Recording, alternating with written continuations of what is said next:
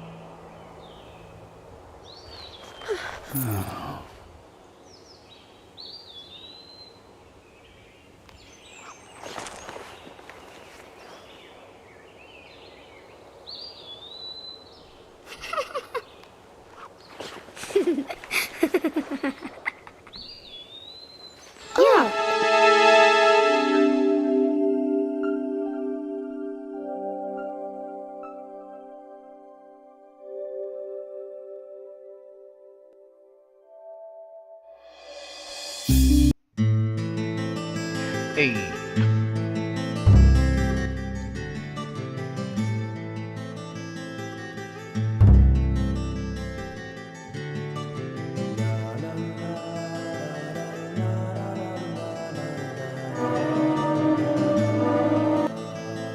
Previously during the investigation.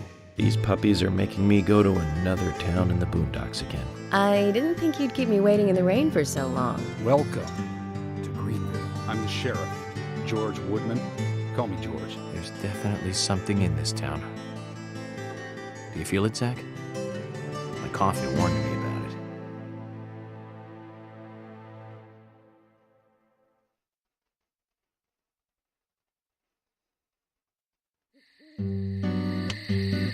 Welcome back, everyone. Thomas. Agent Morgan, it's past 2100. Let's meet up again at the community center tomorrow. I haven't been sleeping much since this all started, to be honest. I'm exhausted. I was just about to suggest the same thing. I'll make arrangements for people to gather between 1500 and 1700. I'll try and get as many people as I can to come, so don't be late, okay? Don't be late. I'll be there. The community center's on the south side. I've marked it on your map. Thanks, Thomas. Well then, see you tomorrow.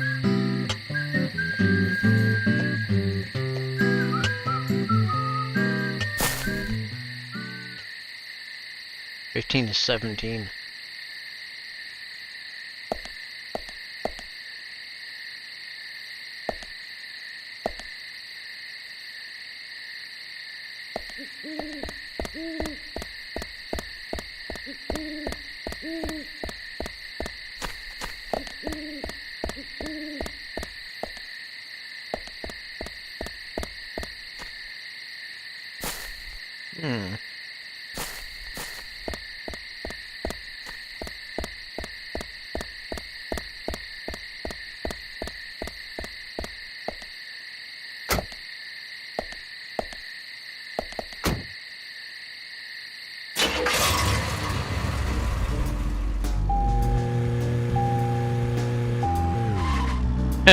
Vid games.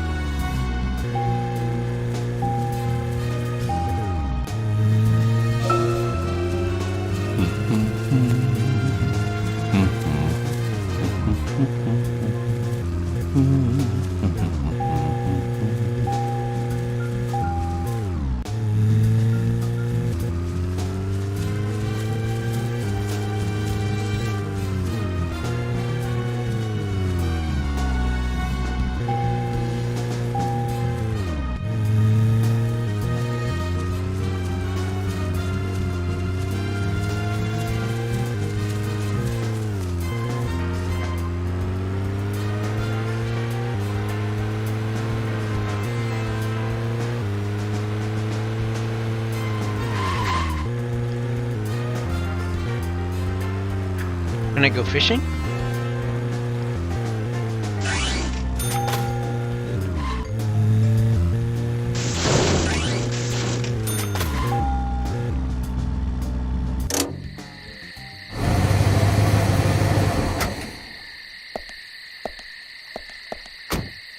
Zach, is there something here that you want to check out? We need to be at the community center by 1500 today.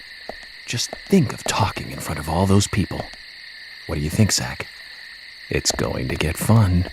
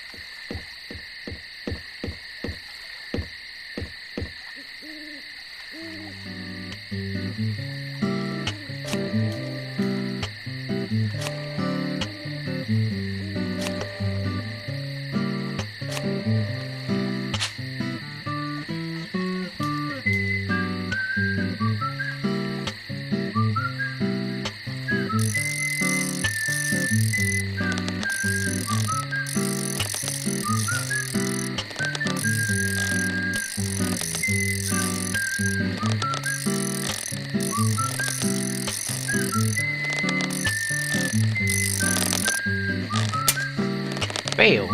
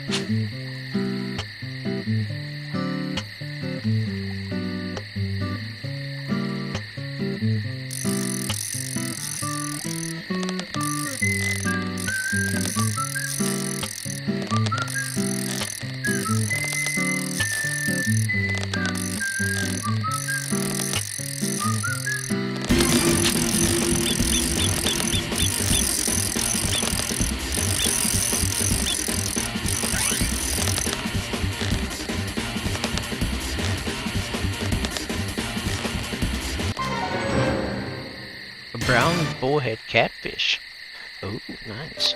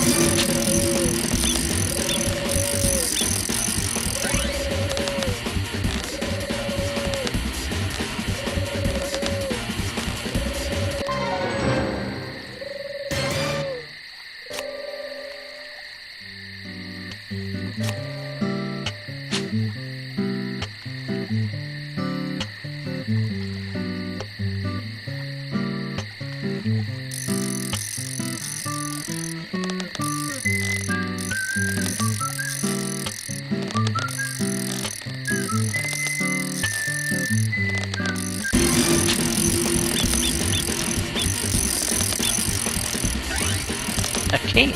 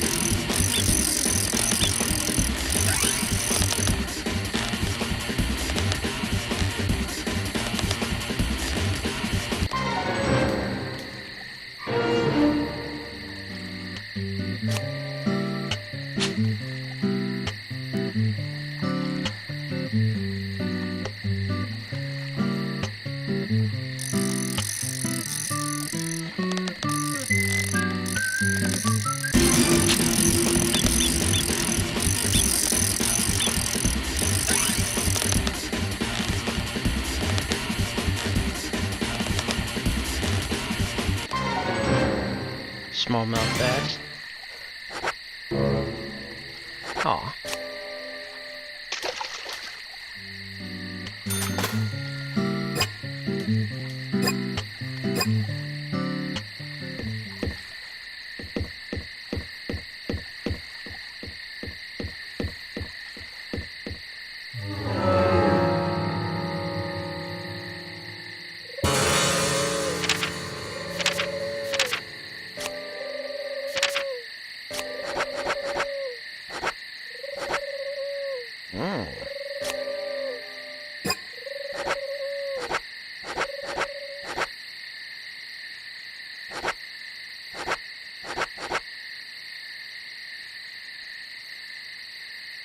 You can hold 99 worms? 3 pickles.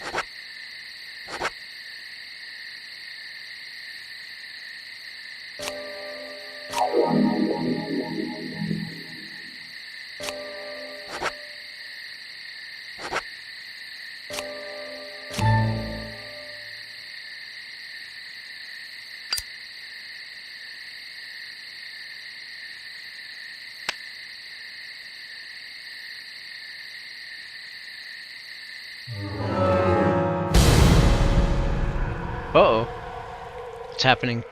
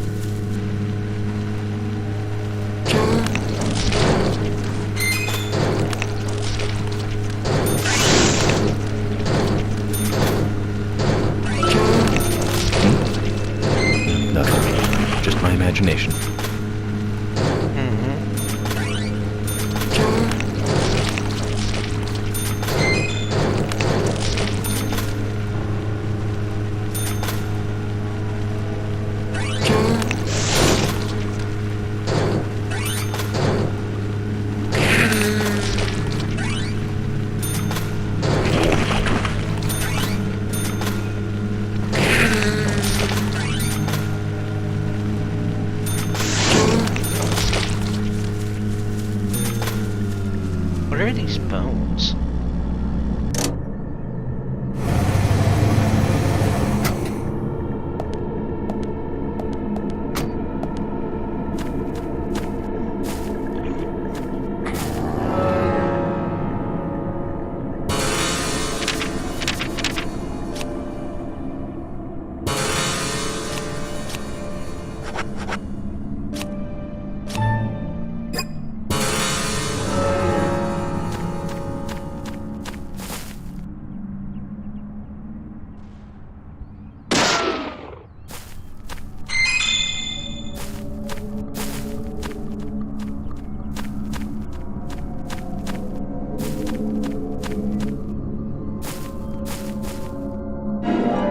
A skull?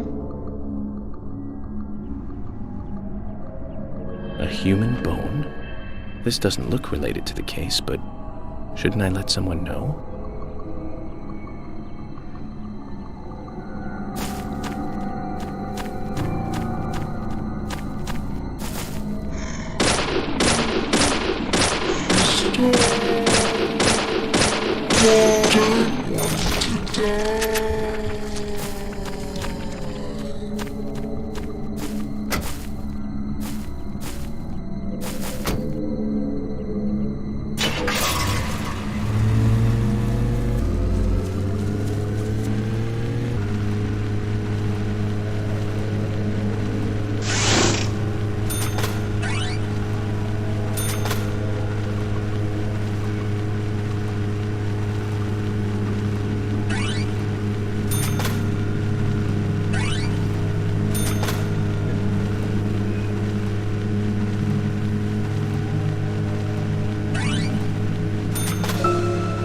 Zach, we can take a rest if you're tired.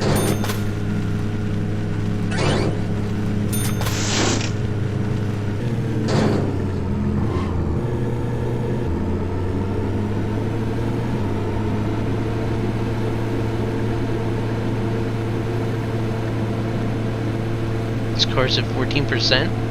Oh my Lanta.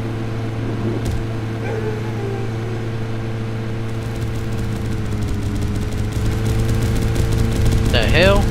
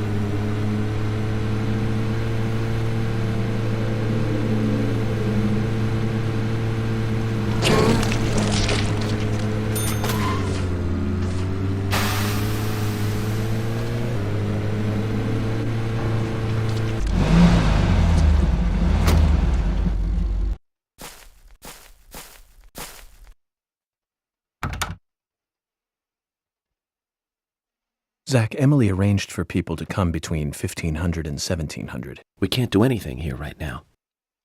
Let's come back at the right time.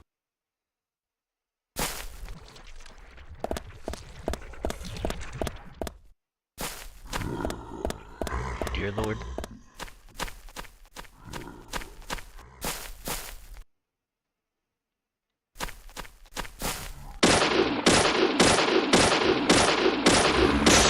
Yes.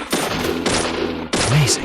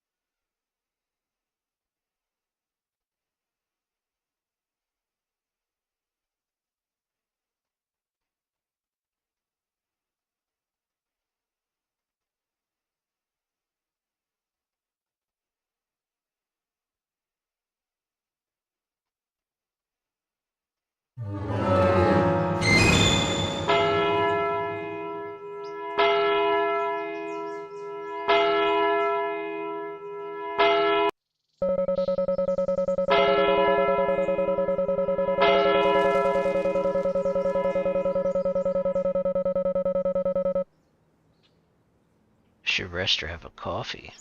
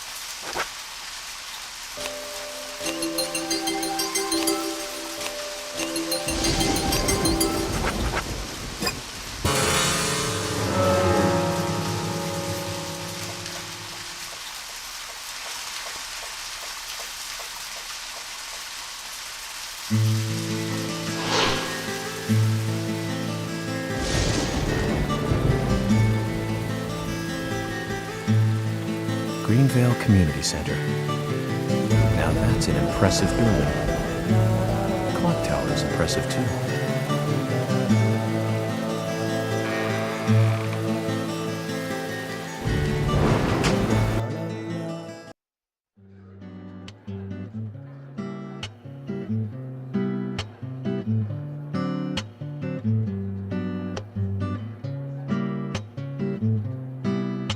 Zach, I haven't been on stage like this since elementary school. I'm not some tree in the wind this time either. That was a tough role. That was a piece of scenery. Bright red tree. Thank you all for coming today. Getting right down to business. Agent Morgan from the Federal Bureau of Investigations wishes to speak with you. Good afternoon. I'm Special Agent Francis York Morgan. Some of you are already aware by now of the tragic murder of Anna Graham. Truly a heinous, terrible crime. I've come to this town to solve the murder of this young, beautiful girl, and to bring the one responsible to justice.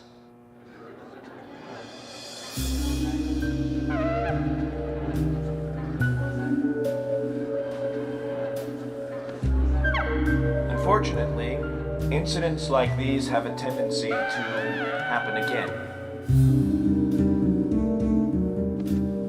I asked to have you gathered here so I can share some advice in order to minimize the risk of further fatal incidents. Firstly, please, stay away from any dark, dangerous, isolated places. Those of you with children, especially of Anna's age, please, guide your children away from such places at all costs. Secondly, avoid going out when it is raining. Now, I've heard the folklore story of the raincoat killer. There is a chance that the murderer is mimicking the story. Women should also be especially careful. I would hate to see more victims.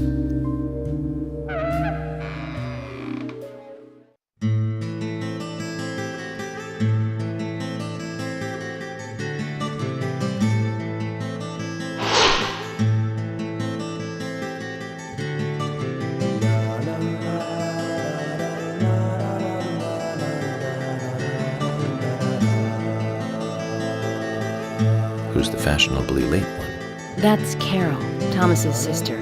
She owns a bar. Thomas's sister.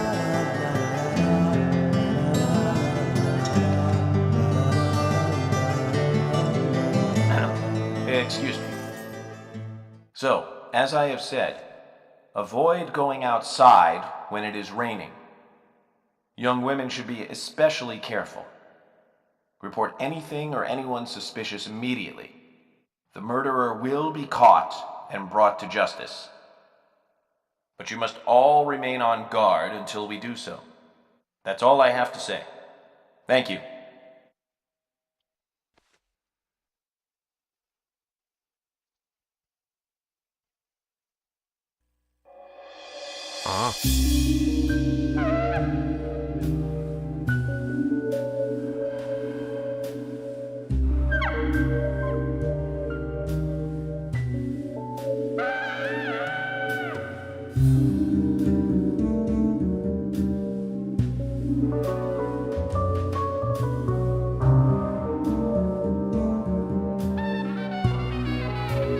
When paying for our sins, we must not frown. The loss of Anna was for that debt.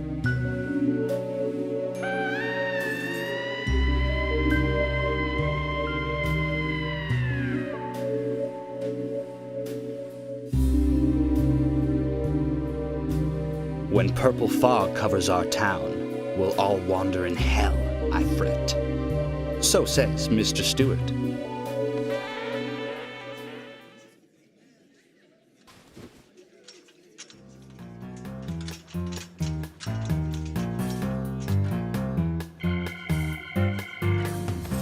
Sure knows how to steal thunder. Well then, Zach, let's ask some questions before all these guys leave.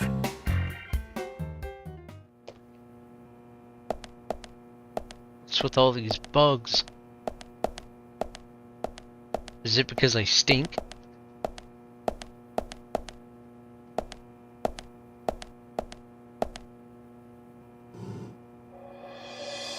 Quite a performance. Mysterious and very poetic. But I don't think many of your audience appreciated it.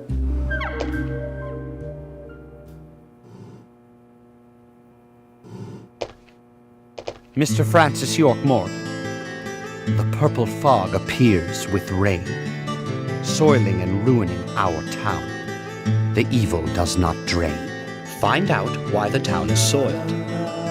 Remove the source from which it boiled. Then and only then your case is solved.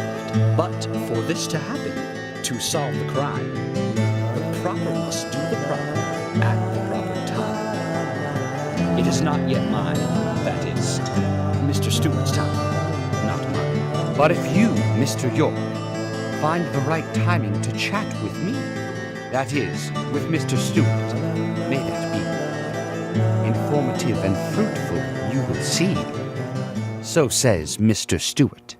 So, Harry, you know something. But there's some reason why you can't tell me yet.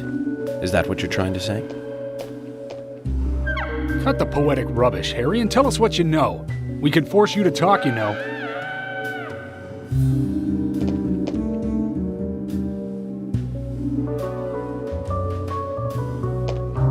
Mr. Francis York Morgan, pay close attention to the signs, the omens, and the premonitions. Small they may be, they still are finds, and helpful to your investigations. So says Mr. Stewart. Thanks for the warning, Harry. But don't worry. Me and Zach, we know what we're doing.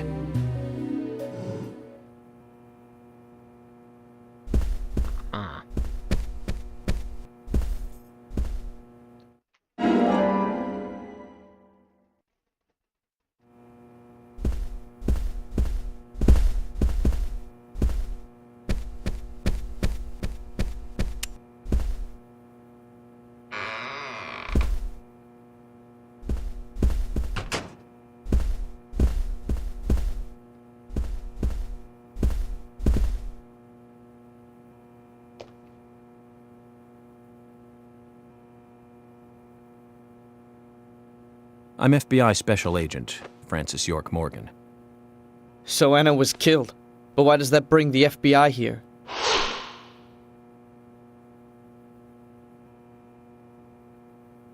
I have an interest in murder cases involving young women. Well, you know, man, this might just be another case to you. But it means the death of a friend to me. I don't want you taking this lightly like it's just another case. I never take anything of this nature lightly, I assure you. I'm here to apprehend the perpetrator who did this. Yeah, because local enforcement can't shine their own boots, right? Good point. You can't always count on the police now, can you? But that doesn't mean you're going to capture the perpetrator yourself. Quint. How do you know my name? I memorized the name of every citizen before arriving in town. I also know about you and your significant other. You mean Becky? Don't underestimate the FBI. We know and see everything. I'm sorry if I was a little harsh. I want to help, I do. Okay? Okay, Zach, I'll tell you how I knew his name. He's got a small Q on his hat. That was the only name beginning with Q that I could think of. He was even kind enough to tell us his girlfriend's name. I can read him like a book, Zach.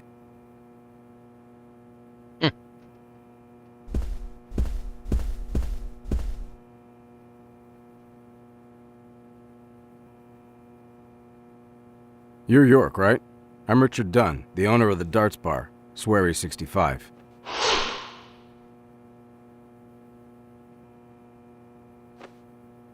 How'd you like the town? Oh, it's great. Aside from the murder that happened here. Yep. Murder just doesn't fit with a small town like ours. Well, Richard, I'll have to correct you on that. Crimes don't care about size. Big town, small town, just isn't a factor. I guess you're right. So, how did you know Anna? I've known her since she was a child. She was the same age as my son. She always stood out, being pretty and all, just like her mother, Sally. What do you know about Sally? Well, I went all through school with her right here in town. I never thought our children would be the same age. I don't see her here today. Ah, well, see, she lost her husband, and this time it's her daughter. She's at home right now, trying to make peace with it all. You seem to know a lot. How long have you been in love with her? Hey, don't go there. That scar of yours tells me you got your hands full too, right? Let's not dive into personal matters. It'll be better for you and me. You're right, Richard. Collecting gossip won't help with the matter at hand.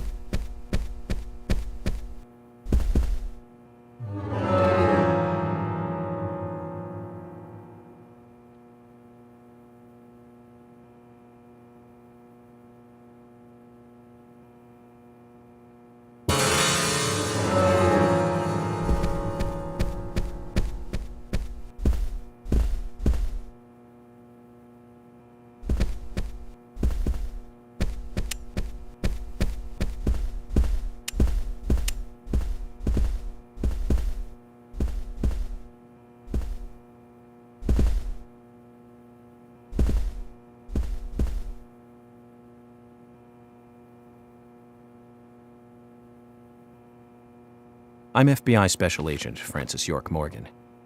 Please, call me York. Wesley, owner of the gun store called Panda Bear. People around here call me the gunsmith.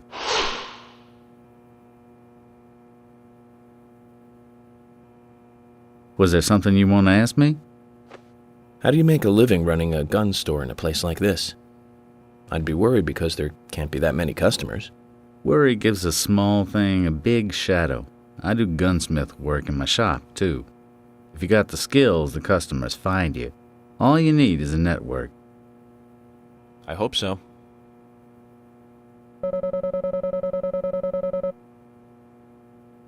Oh.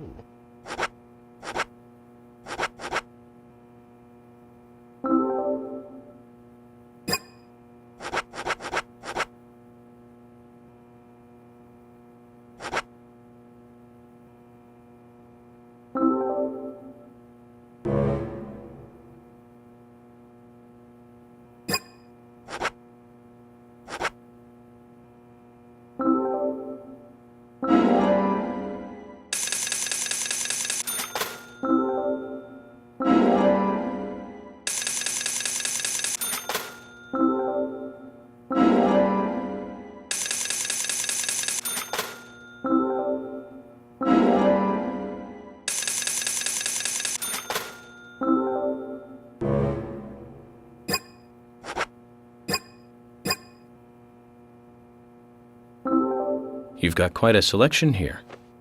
No wonder people come from all around. Even today, a customer paid me to go to Seattle for some help. I just got back. I see. Well, I'll be sure to visit your store sometime. I'd like for you to take a look at my gun. Understood. Look forward to it. The shop will be open again tomorrow. It's usually open from 2000 to 0600. See you then.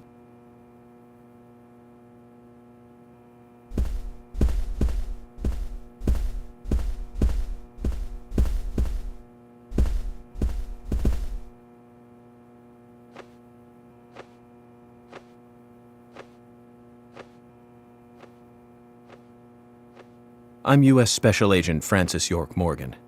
I presume you are the owner of the diner that Anna worked at? That's right.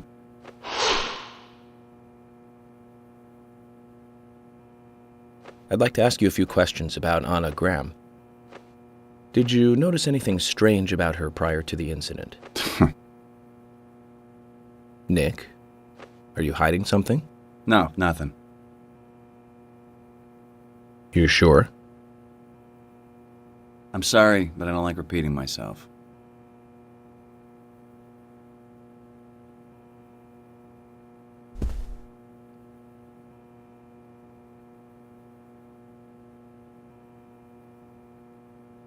I'm U.S. Special Agent Francis York Morgan. And you are? Olivia, Nick's wife.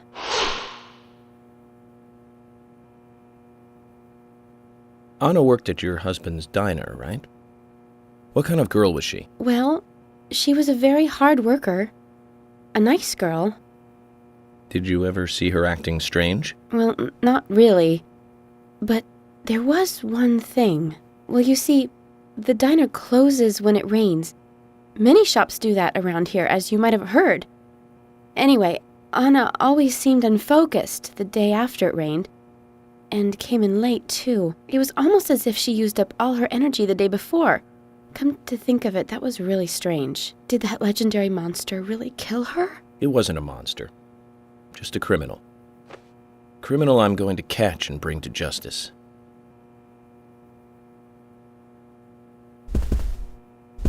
I would like to get rid of these bugs.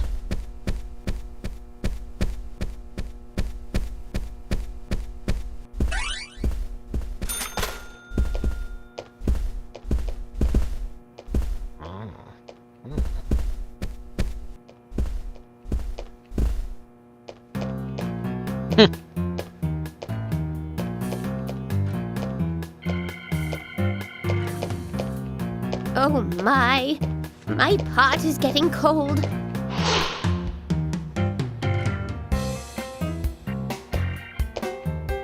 Hey, mister, my pot is getting cold. You are... who? What What are you saying? I'm Sigourney. Sigourney! Sigourney. Okay. Now, what is the matter? Can you explain? No time for chatting. I need to hurry. My pot is getting colder. Oh, you're useless. Zach, we've met all sorts today, but really, she takes the cake. Amazing.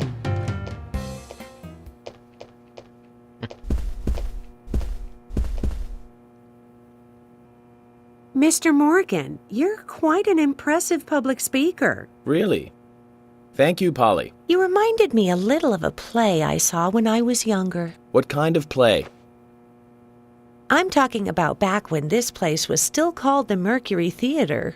When I was young, I used to come here often with my husband. God rest his soul. We'd come on the weekend to see the latest play. He'd always pretend to be uninterested, but I could tell he was excited inside.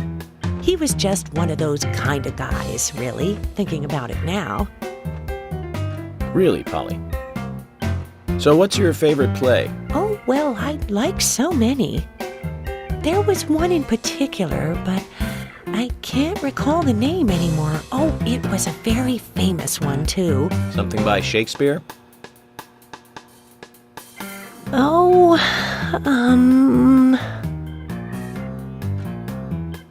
no, nothing. One more bell that doesn't ring anymore. I've always been forgetful about the plays we used to see anyway. Oh, and my husband would get angry at me for forgetting what we saw. He'd go on for hours retelling what the play was about. His eyes were so sparkling, like a happy young boy. I see. So, what's your favorite play? Oh, I almost forgot, Mr. Morgan. We're going to have another guest soon. I have to get back and get things ready. Sorry for having to hurry away. I'll see you back at the hotel. Zach, I think she could embarrass the toughest of the FBI's interrogators. She successfully avoided answering my question, Zach. Amazing.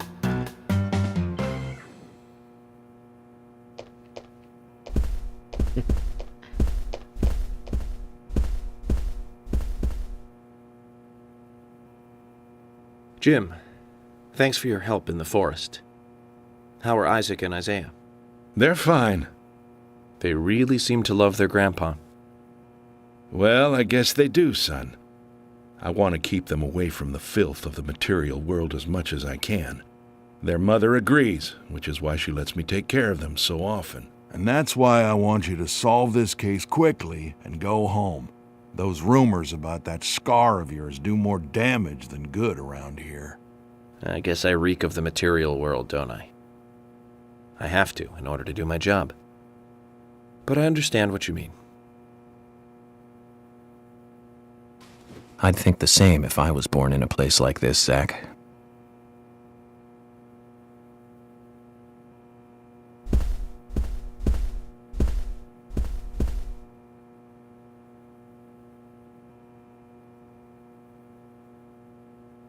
Hey, good looking. Nice speech.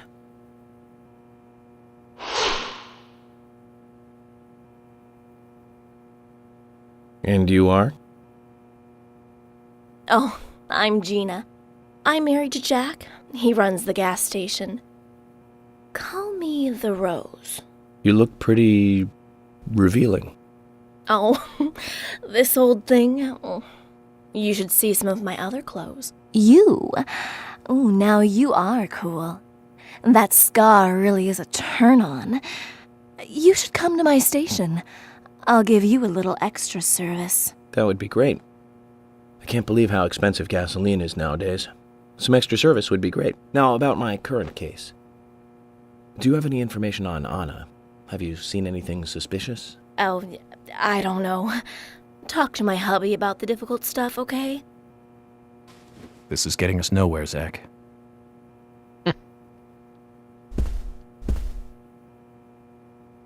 I've nothing to say to you. I haven't asked you anything yet, Jack. Shut it! I might open up if you introduce me to, I don't know, a Ben Franklin or two.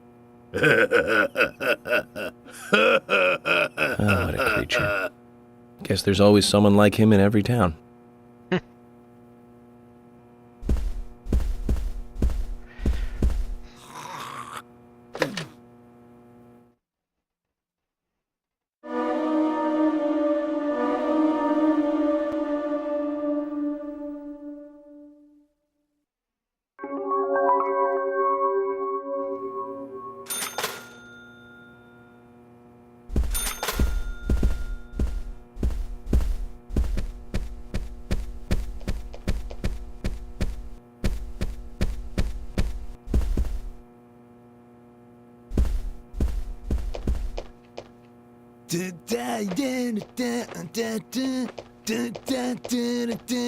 Yeah! Hey there, FBI. I'm Keith Ingram.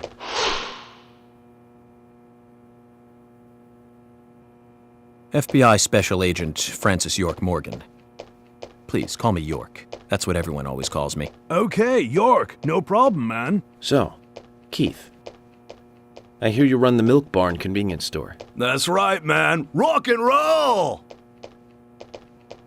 Do you sell raincoats there by any chance?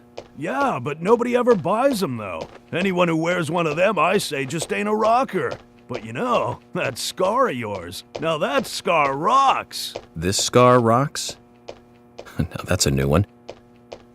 I'll drop by your store soon and let's talk then. Yeah, cool, man. Rock on, FBI!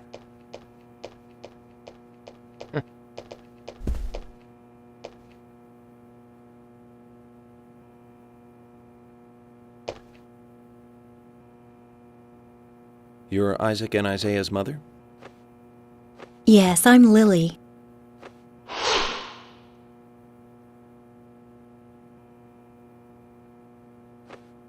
I'm FBI Special Agent... Agent York, right? You are good.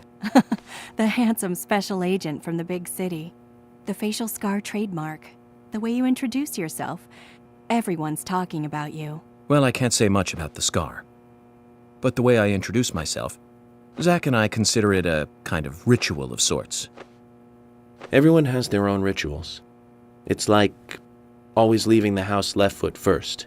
It's one of those things. You certainly are a funny one.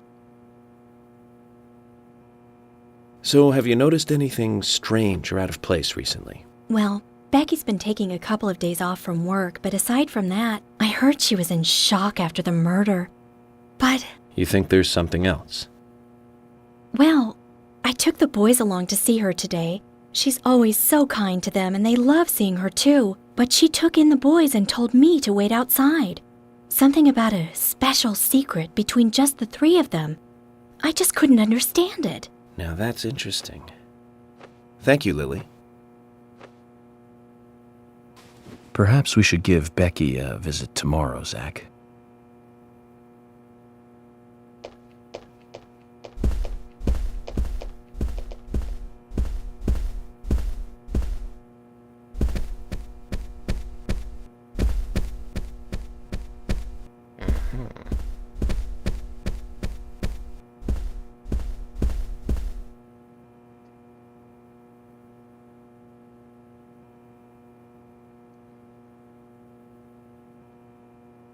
So you're the FBI agent, are you?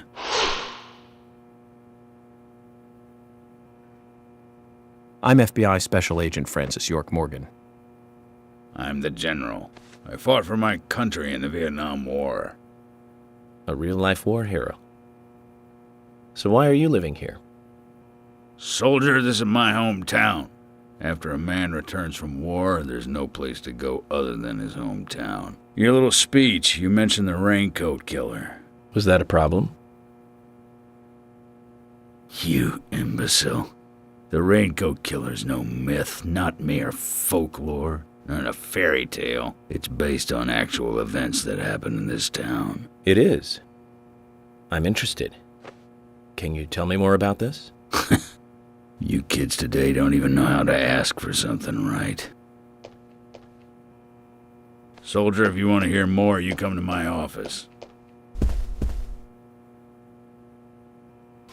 He literally exudes raw power, Zach.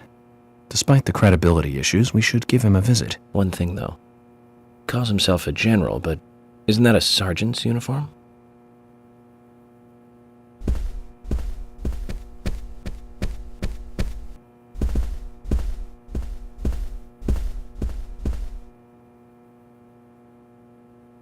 Are you getting closer to catching the murderer? Hello again, Fiona. Good to see you here. Well, Dr. Johnson told me to be here. He said it would be important. Well, that was good advice. He may be young, but he seems like a wise man. Oh, and he's a very hard-working person, too. Everyone thinks he's some kind of weirdo, but I don't think so at all. People don't understand why he's in the autopsy room all day, but I do.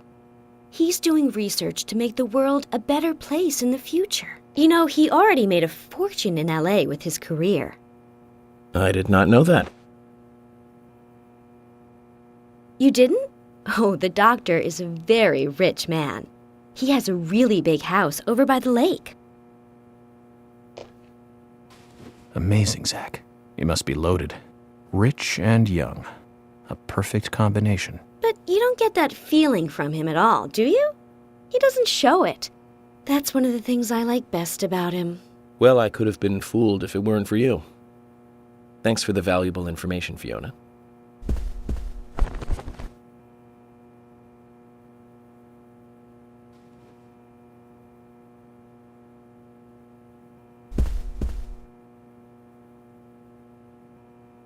Agent York, you make any progress? Of course, plenty. Tell me, Usha, when is Anna's funeral? That's still undecided. Sally isn't really in any condition to do it right now. Her mother? I don't see her here. Anna was her sole reason for living after her husband was deceased. Well, she's probably huddled up at home. And I should probably take some time to pay her a visit. Well, yes, you should. And I'd appreciate it if you could, too. But don't go too hard on her, okay?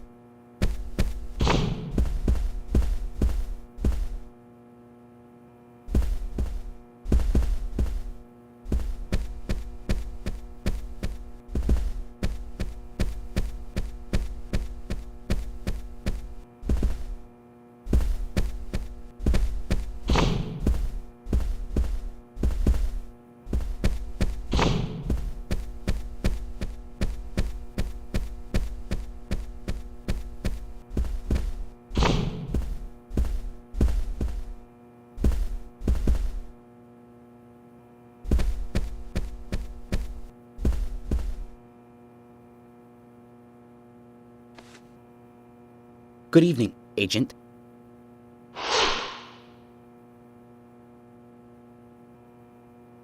Good evening, Mr. Brian, the gravekeeper. Brian. Mr. Brian. I like the retro look. Auditioning for Little Grave on the Prairie? Anna. Oh, she was so beautiful. Too soon. Too soon to go to the grave. So sad. So sad. I totally agree. That's why I'm here, looking for the one who did it. Were you close to her? Anna, her smile, so warm. Anna, blonde hair, so bright.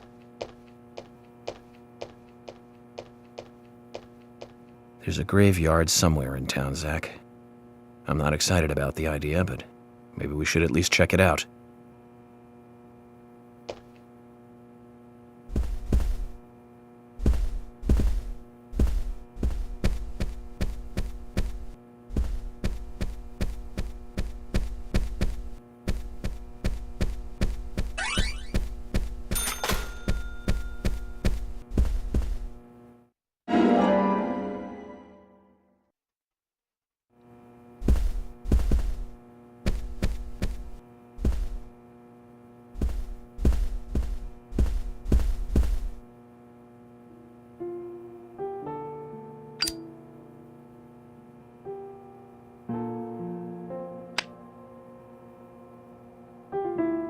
Anna was an airhead. What do you mean? Are you saying she was killed because she was an airhead? Or are you saying that she was an airhead for being killed? I'm sure she's still an airhead even in heaven. She changed her hair every day.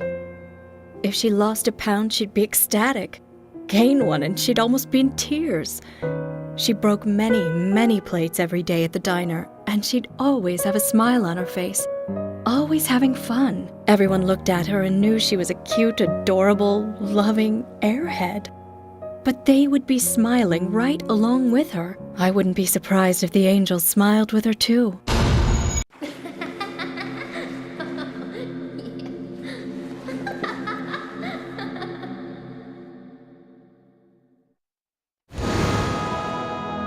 Isaac and Isaiah said that Anna was a fairy of the forest, a goddess.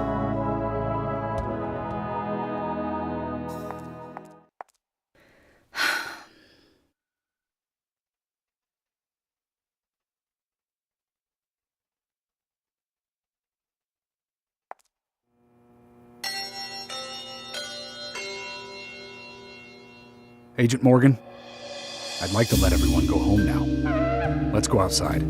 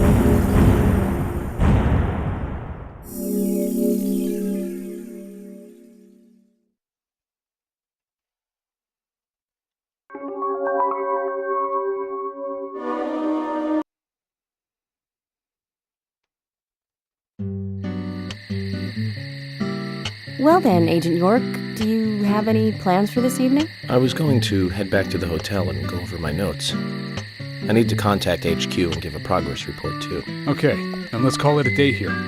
Sounds good. Contact my office when you finish your report. We'll pick you up tomorrow morning. Diane, the owner of the art gallery, should be back soon. All right, then, let's do that. Hold on, Agent York. We're going out to eat at Nick's Diner. Would you like to come with us? The diner?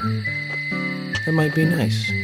Thomas is a great cook, but Nick is the real deal. No visit to Greenvale is complete without eating at the A&G. A very appealing proposition. Zach, what do you think?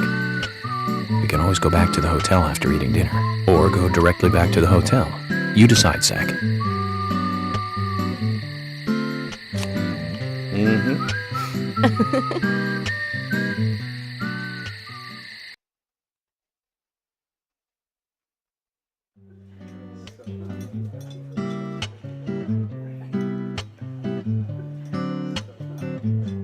I've been sheriff here for a long time now, and this is the worst murder I've ever seen. Our town is a little odd in some ways, but it's usually a peaceful place. We had our fair share of cases, but just the regular stuff. A high school kid shoplifting from the milk barn, maybe, or some hot-headed kids fighting, fueled on liquor. Nothing more than that. Agent York, what kind of cases have you dealt with in the past? Not much different from those you've just mentioned. The case I was on until last month, well, the guy killed 7 girls in a 3-month period. He sawed their heads off from the neck and took them back to his house. He cleaned the skulls up and used them as utensils in his daily life, to eat from or as a urine cup. He hated women. That was his way of dealing with it. He'd fill skulls with ice, cola, and rum, then he'd down it in one gulp. For him, that was a holy ritual. The question of his mental state was the pivotal point in the court case. Oh, man. For me, he was insane. 100%. Drinking from the skulls, well, that is one thing. But those he had used to relieve himself, he would then just use them to drink from, too. Yeah, that was too much for me. It's just not sanitary. Not sanitary. That's probably not the problem for most of us. What else? Ah, yes. An ingenious law school student raped over 800 victims. That was a nasty one. Thank you, Agent York. Now, let's talk about something else. You don't want to hear anymore? That's a shame, isn't it, Zach?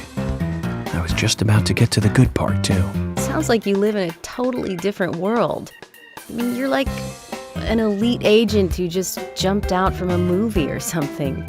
In your eyes, we must look like we're just playing cops and robbers. I give up. I can't compete with you. Don't say that, Emily. The cases you have solved are all full-fledged crimes. A crime is a crime. Size doesn't matter. There is no big and small. Crimes always have a criminal and a victim. No victim will ever welcome a crime, no matter what its size. So, fundamentally, there is no difference in size.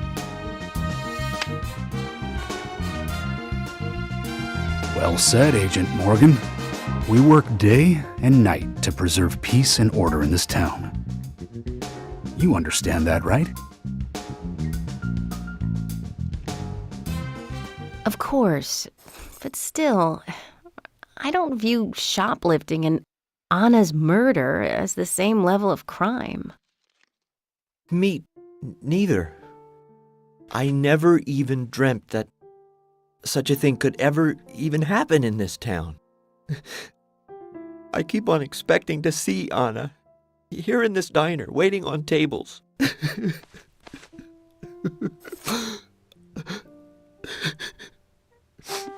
Excuse us, Agent Morgan. We should have made dinner a more uplifting experience.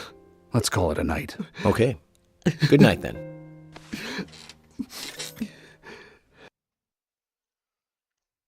Lord.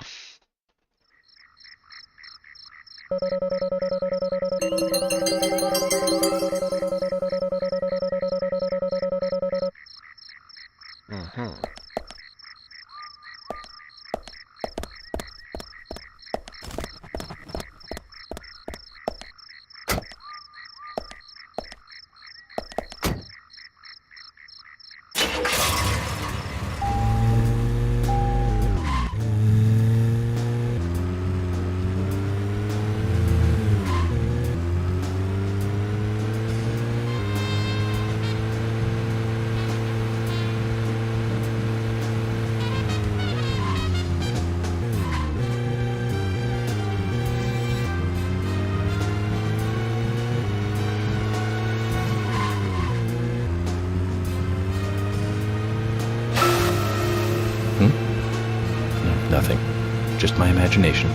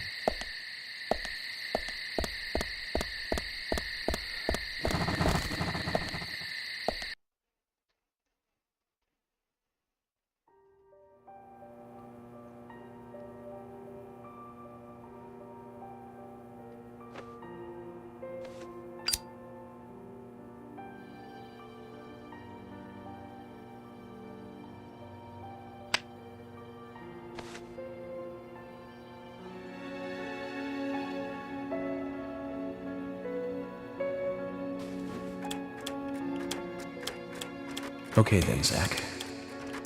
Let's go back over our progress. First, the victim, Anna's death. She was found hanging from a tree in the forest. She was cut open with a knife from her chest down to her stomach. That was the direct cause of death. The strangulation marks and skull fracture were caused after death. Her tongue was also bit off, and I found something inside her mouth. Do you remember what that was, Zach?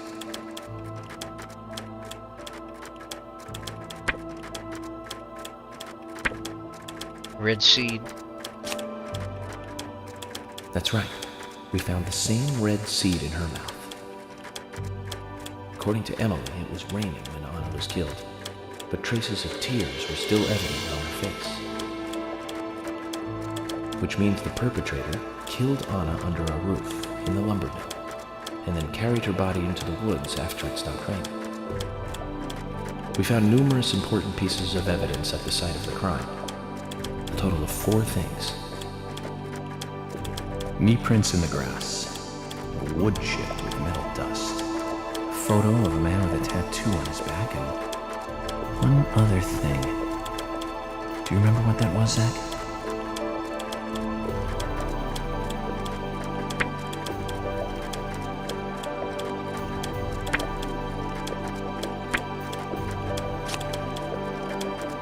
That's right, a broken stiletto heel.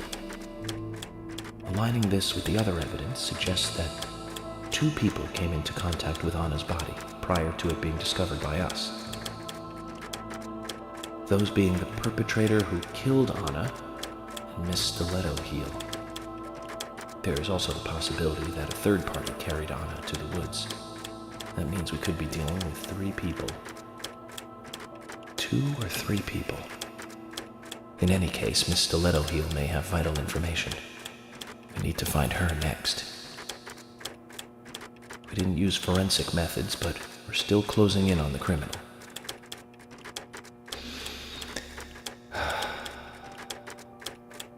Have I forgotten anything?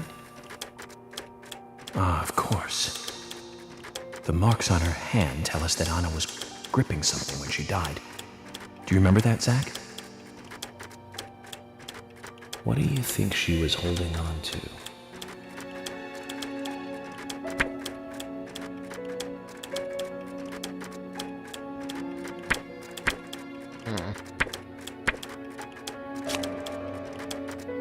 That's right. A round object.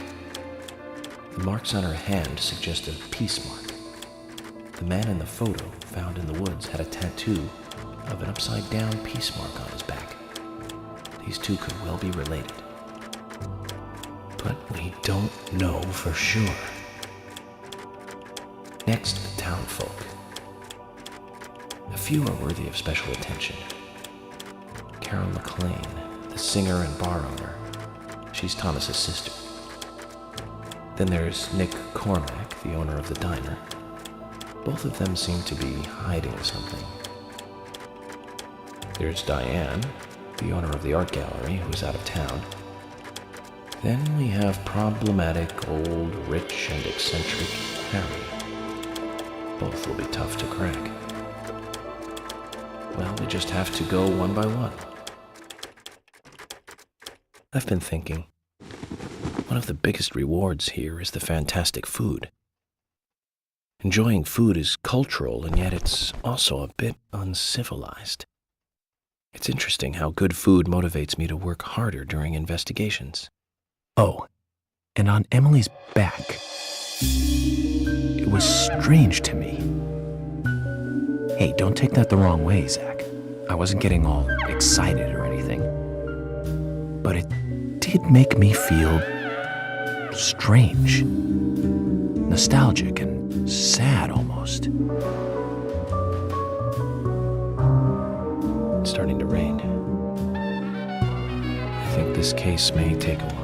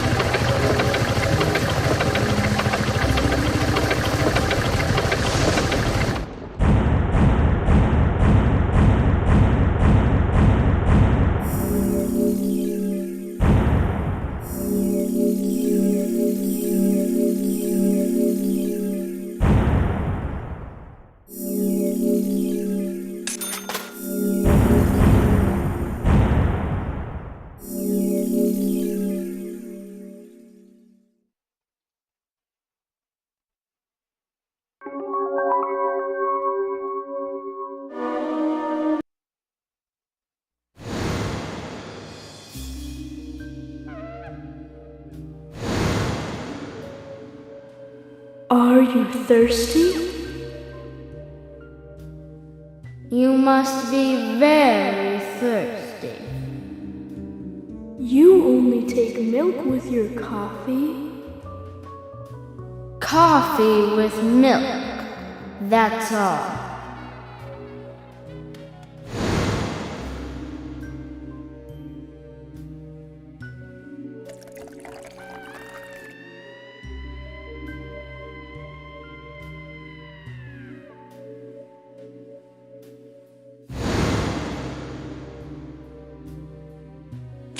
Who are you?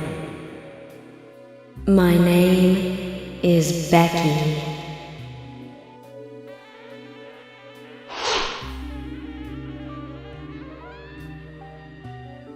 What are you doing here?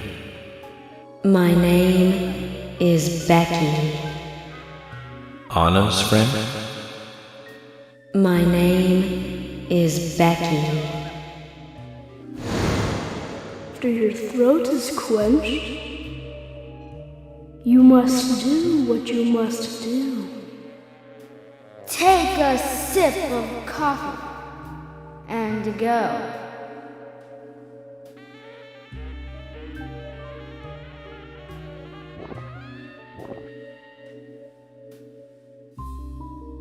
Huh?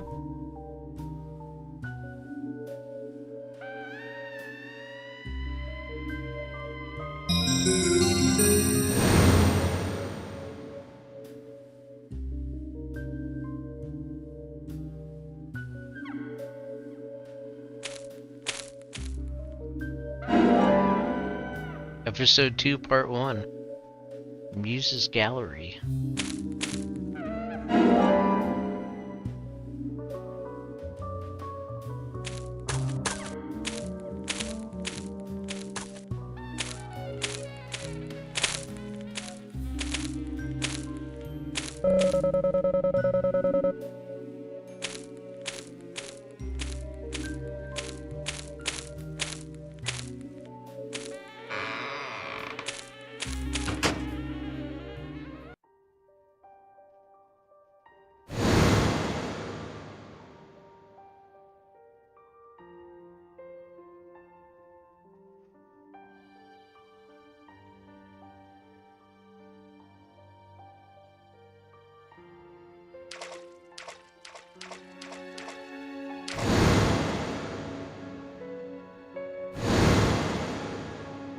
That's me.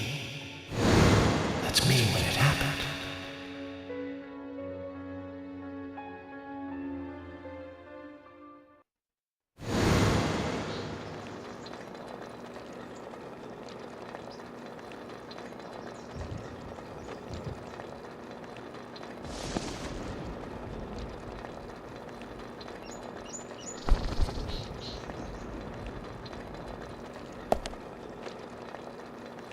Zach, this case looks like it's directly related to us. I do not know how yet, but I do know I need some coffee. And George said he'd have someone pick us up in the parking lot. Let's get some breakfast with Polly first.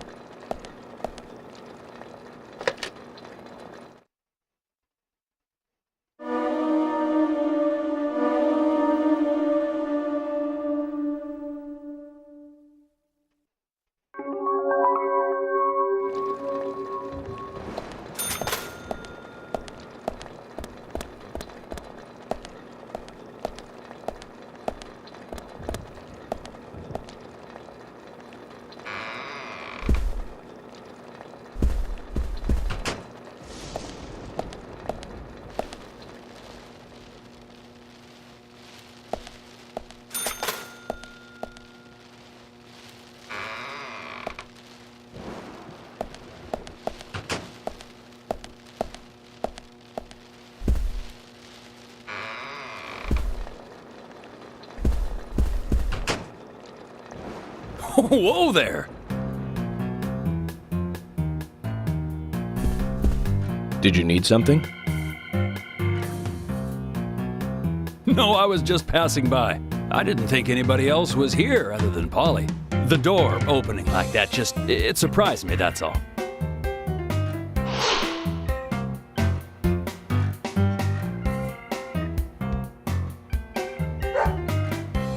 I'm Kaysen, Forrest Kaysen. Nice to meet you. I travel a whole lot, you see, selling tree saplings. Just the usual salesman doing the usual road trip. Sometimes I feel, I don't know, like a jolly old bumblebee spreading pollen. FBI Special Agent Francis York Morgan.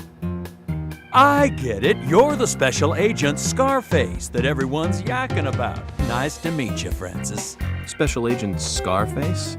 I'd need a bigger scar to live up to that name. Call me York. That's what everyone calls me. What? You got it, York. Is this your first visit here, then? No, sir. Actually, I've been coming here once or twice a year for, a while now. I don't get much business here, but it sure does make a fine vacation. I mean, it's a gorgeous hotel at a bargain price. It's so relaxing in these parts, too. Oh, I just love all the nature. I feel so relaxed here.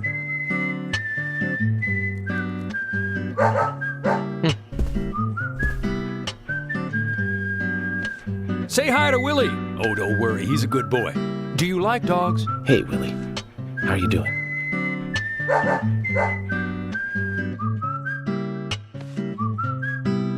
He's pretty smart, too. Oops, before I forget, let me give you this. It's just a sample of what I sell. Thank you. How kind of you.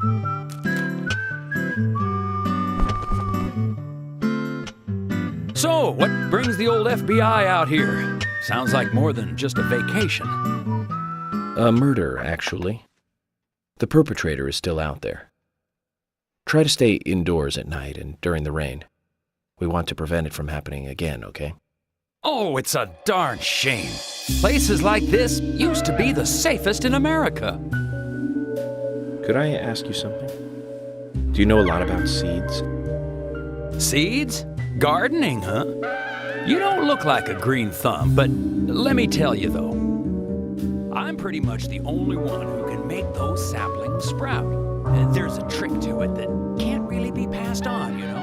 It's like, the secret of making a good smoked ham, something like that. But you know, once they sprout, you don't need to do much. You can leave it be, and why, it'll turn into a big tree no matter what happens. Kind of like those stocks that politicians buy that just keep growing and growing. Well, you just wait and see. This town is gonna love them. Right. We were just about to go take a morning stroll, so I'll get going. Good luck now with that case. Thanks. Zach, do you remember what the coffee said? Forrest Kaysen. F.K. This show has just begun. Oh boy.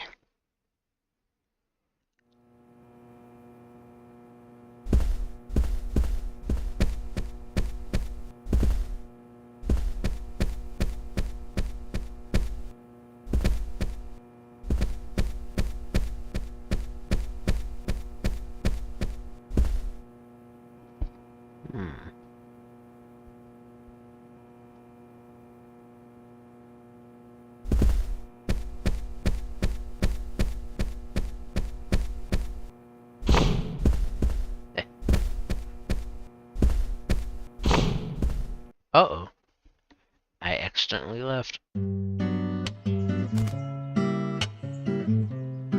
Good morning, Agent Morgan. Did you sleep well? Morning, George. Dreamland was quite nice. You do look well rested. Oh, I was up practically all night doing paperwork. Thomas helped me out, so I was able to go home and get some sleep, but not enough. Diane got back into town late last night. We should give her a visit. Which means going to the art gallery, correct?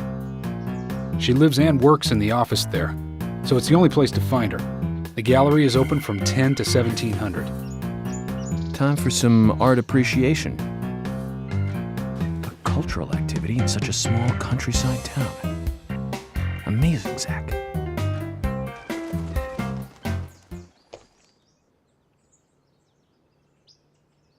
Alright.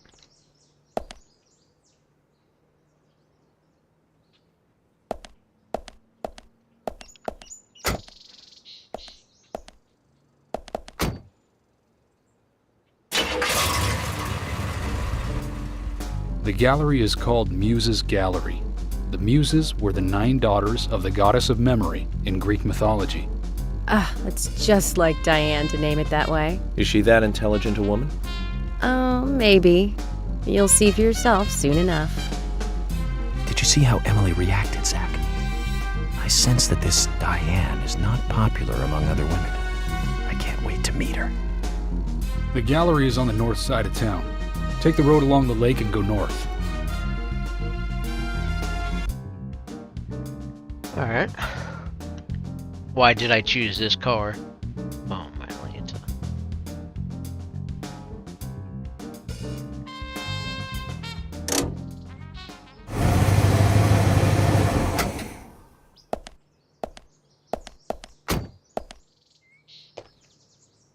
If you're wandering off, then we'll go on ahead.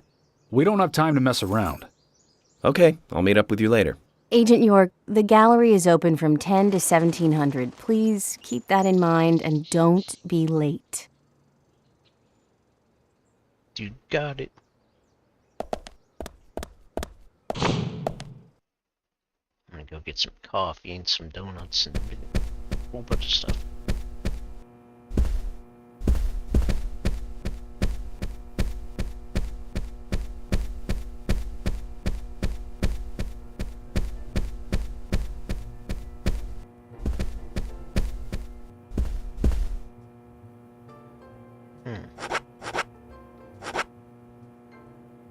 Chocolate chip cookie.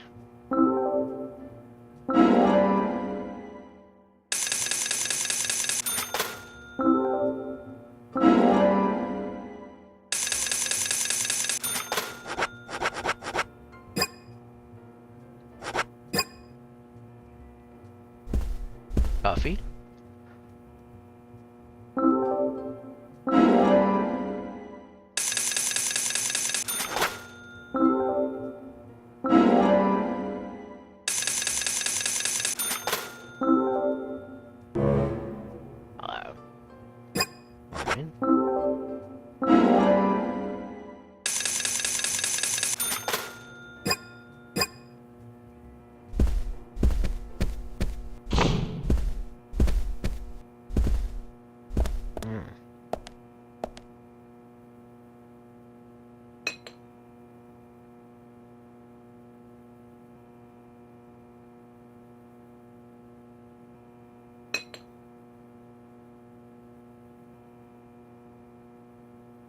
There's always trouble heading my way in this job.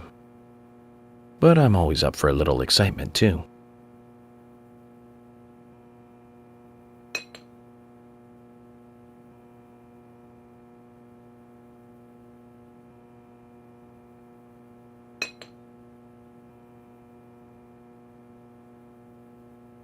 There's no theme park in this town, though. All that good luck is just slipping away. But I think I'll have a thrilling enough time right here anyway.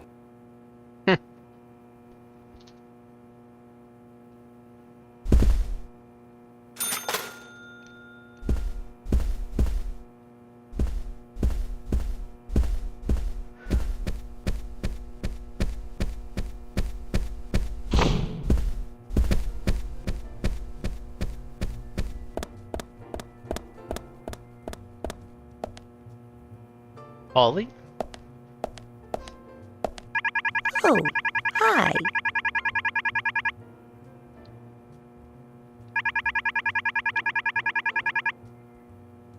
Oh.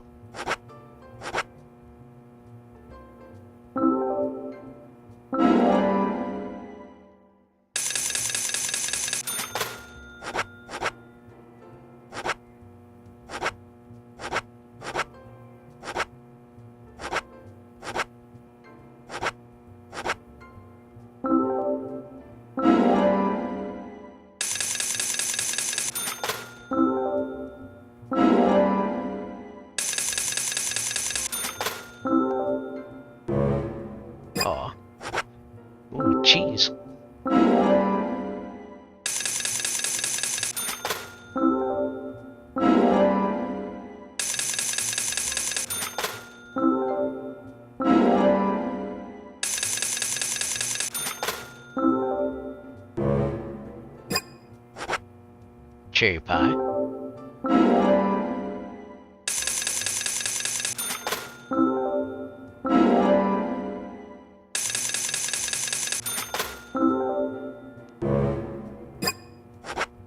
Hot dog.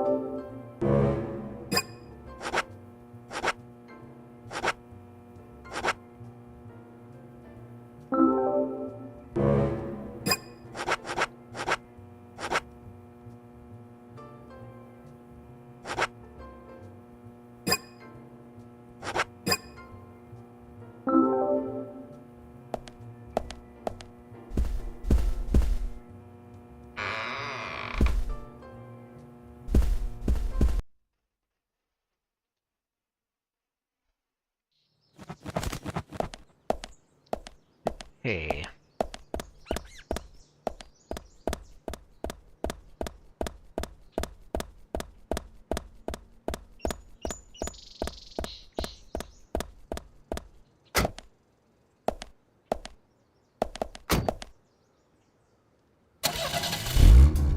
There we go, 100, 100.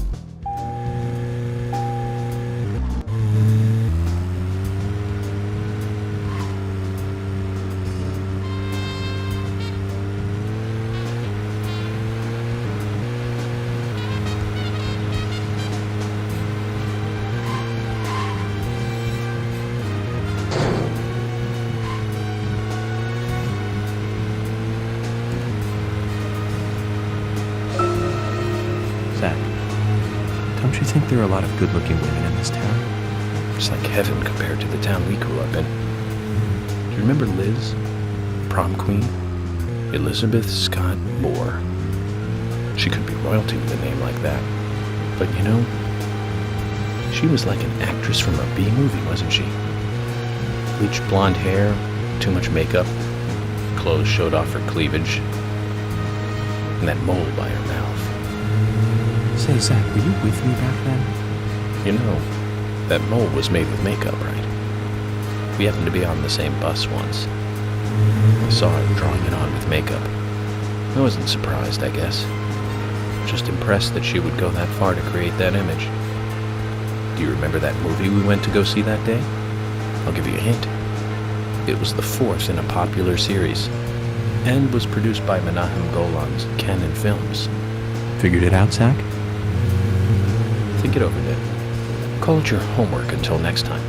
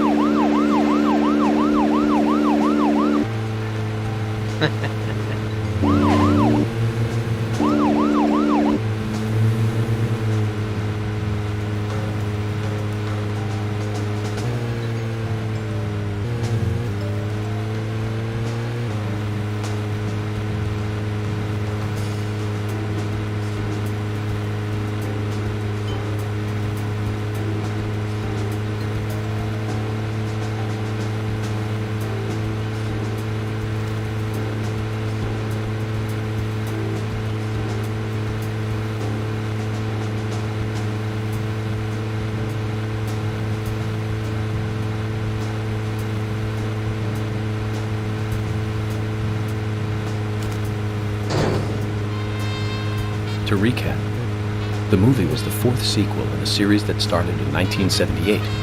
That's right, Zach. It was Superman 4, The Quest for Peace. Lex Luthor was back. It was played by Gene Hackman. That alone made it a must for all us fans. I don't remember much more about it, though. I'm sure there was more trivia about it. Still forget 4. Richard Donner directing 1 and 2. Now those two were great movies. Christopher Reeve really shined as Superman. Actually, Zach, I've got a confession to make. promise not to tell anyone because I'd be really embarrassed.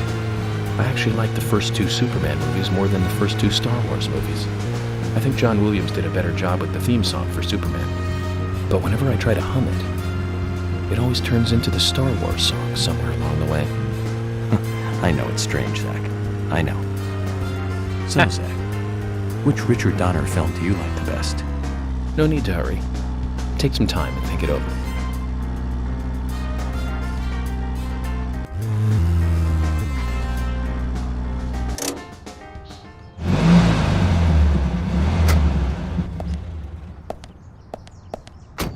Zach, is there something here that you want to check out? Well, the gallery closes at 1700, but there's no real reason to hurry. We need to pace ourselves for an investigation like this.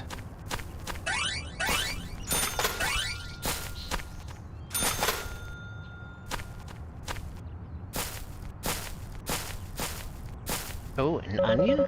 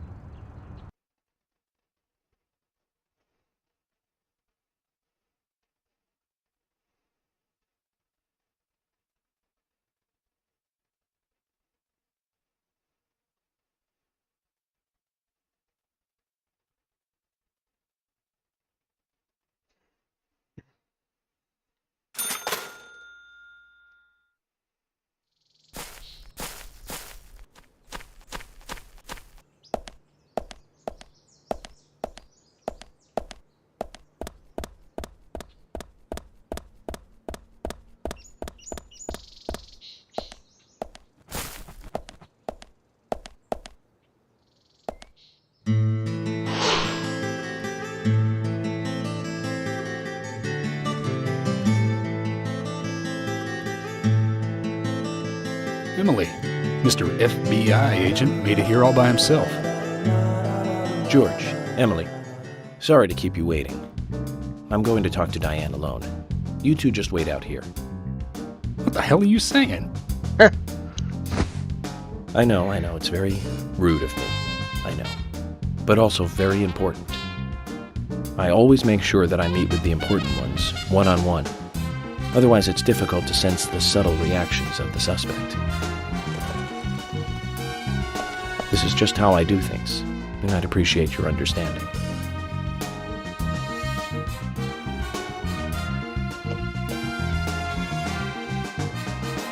But go on then. You're not going to listen to us anyway, are you? You're starting to understand me, George. Well then, Zach, let's go and meet Lady Diane.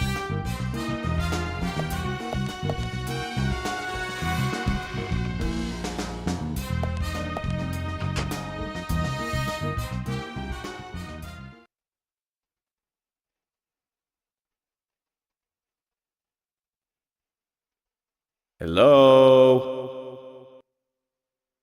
Hello?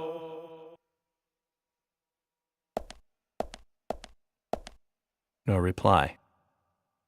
Let's take a look around then, Zach. Uh-huh.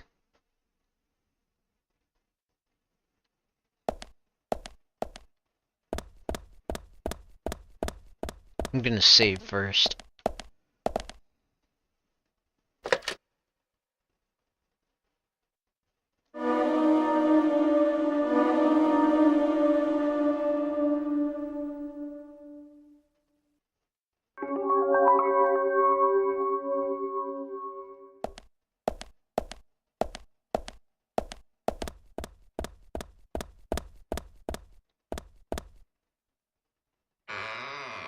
Ooh.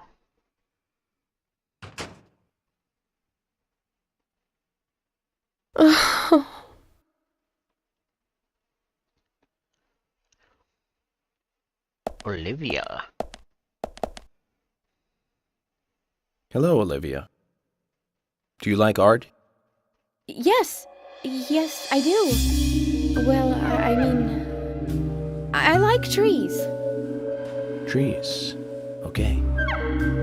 Ah, but I see because these are all tree paintings. Do you come here often then? Oh, well, no. Just sometimes. I'm sorry, I really need to get back to the diner. Zach, she was lying about something. She said trees, not paintings of trees. She doesn't need to come here to see trees. There's tons of trees outside. Yes, there are.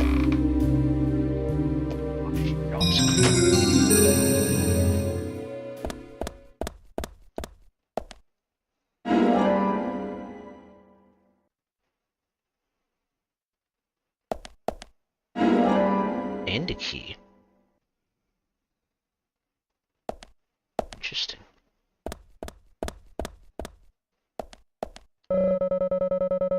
Trees at twilight.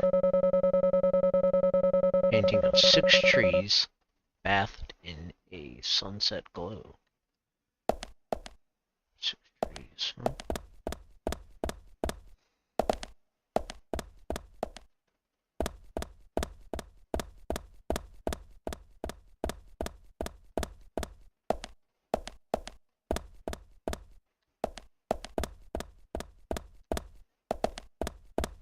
Okay.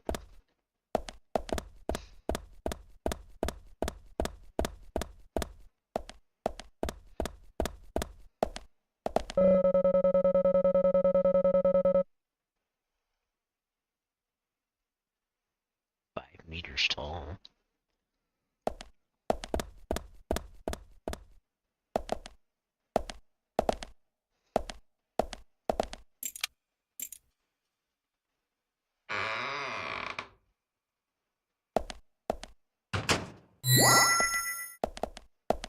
Ooh.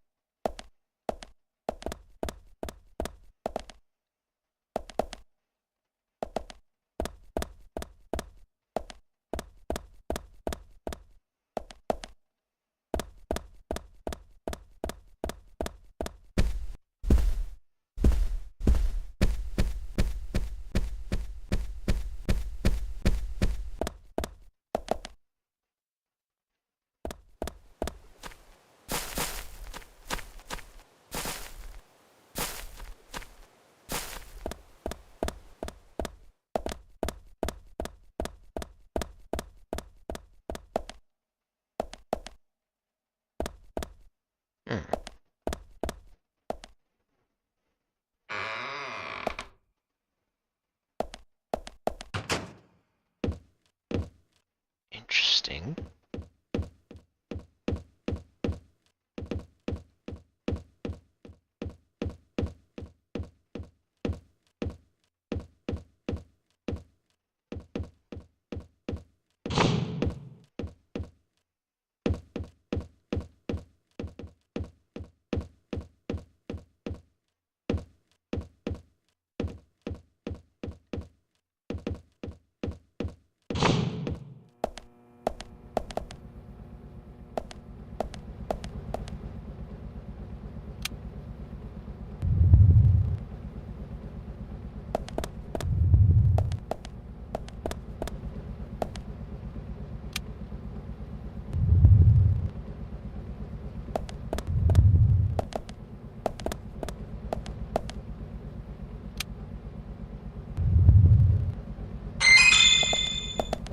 Sam.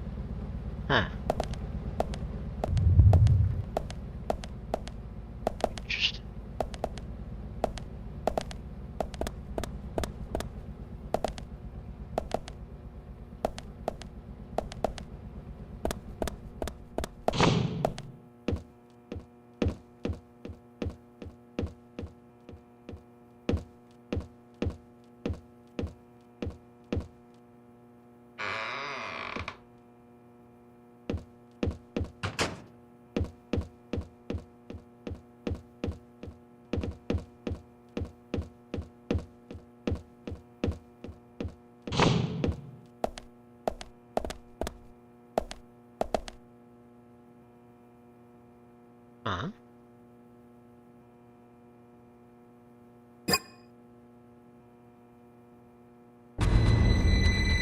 Zach, something is still missing. We need more clues. Yeah, we do.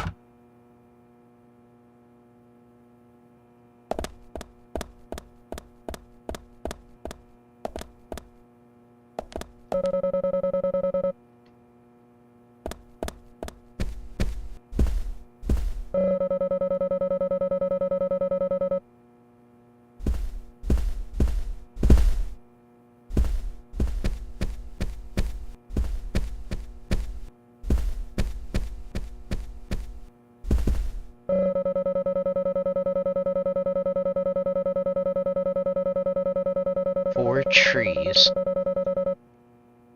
Four.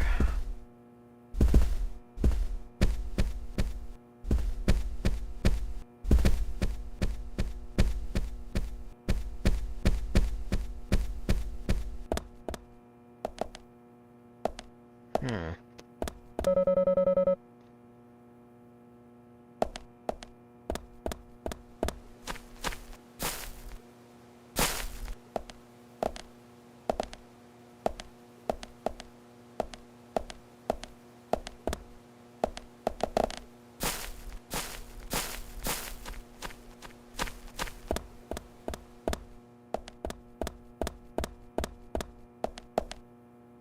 Hmm.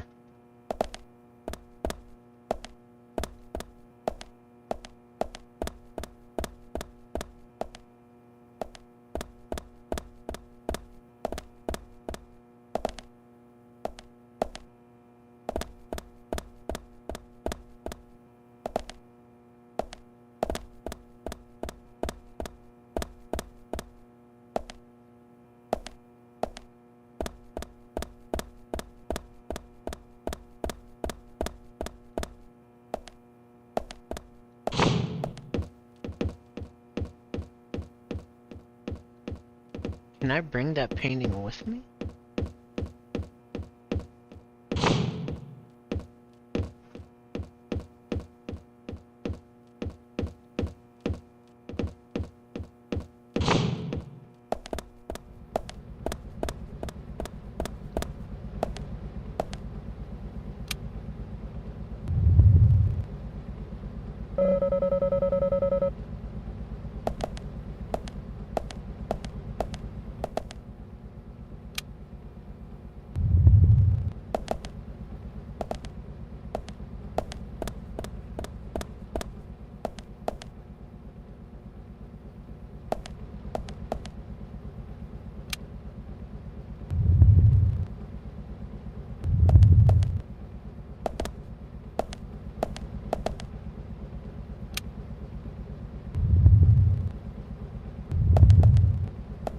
Hmm.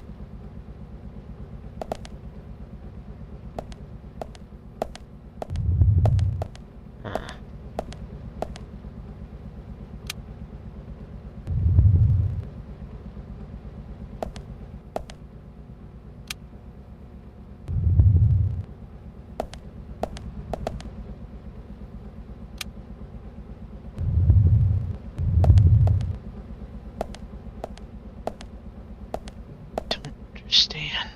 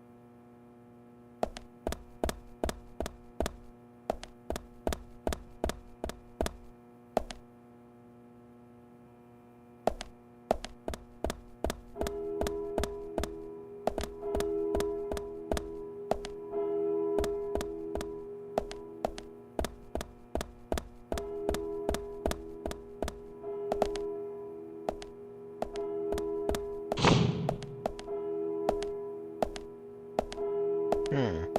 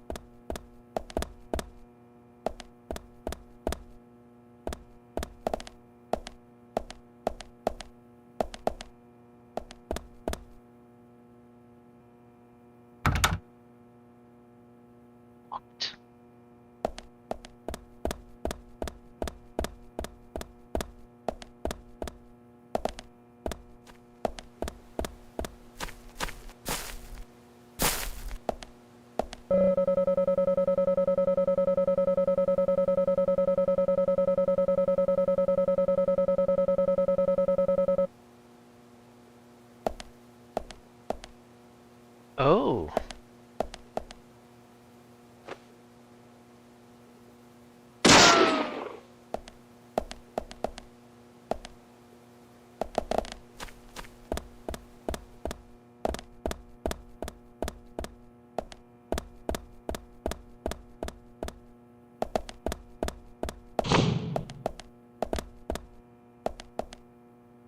The girl in the woods.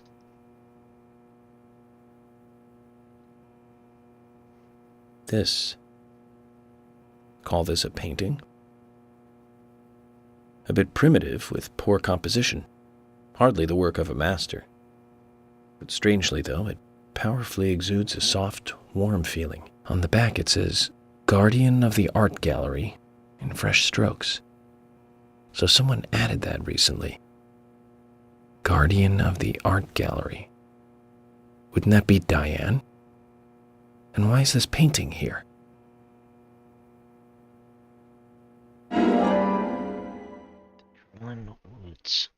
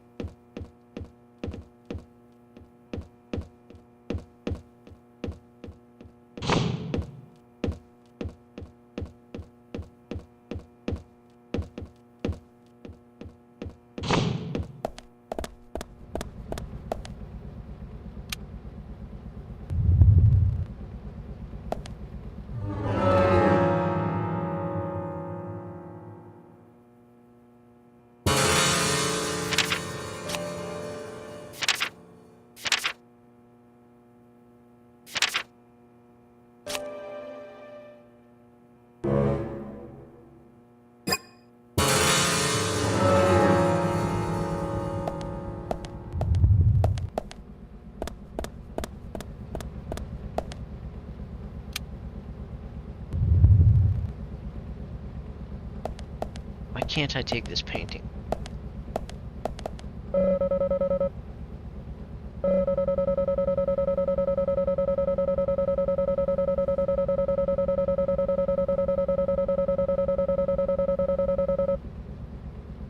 It's burning?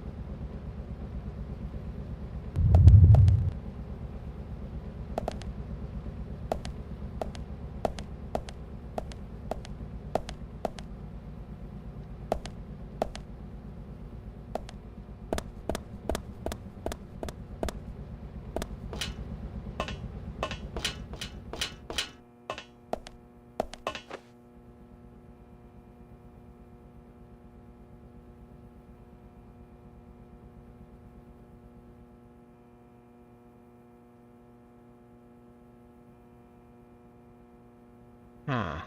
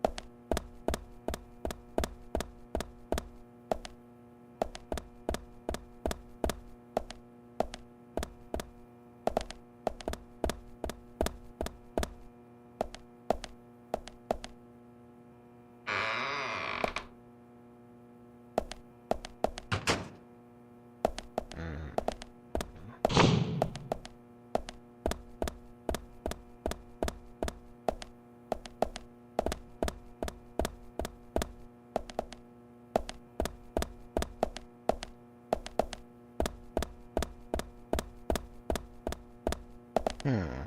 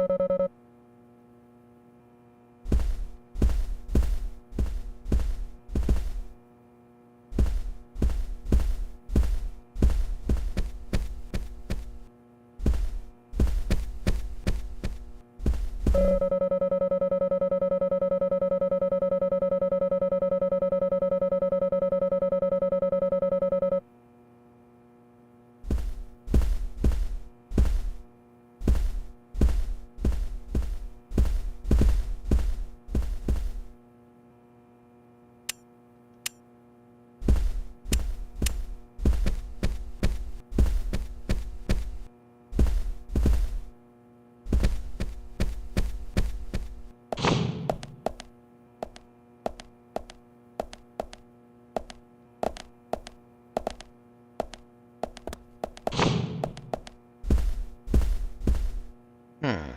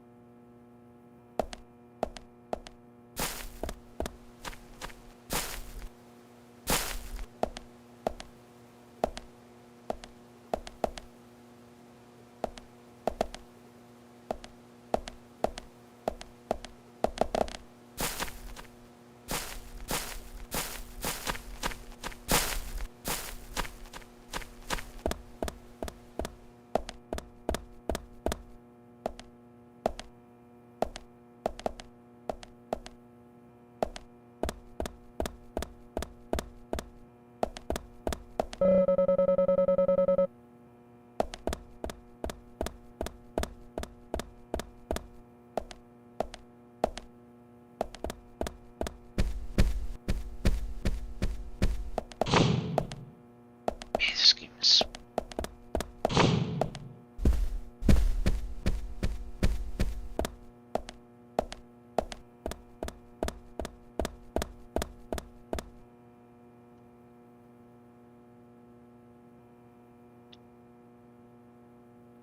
Hell.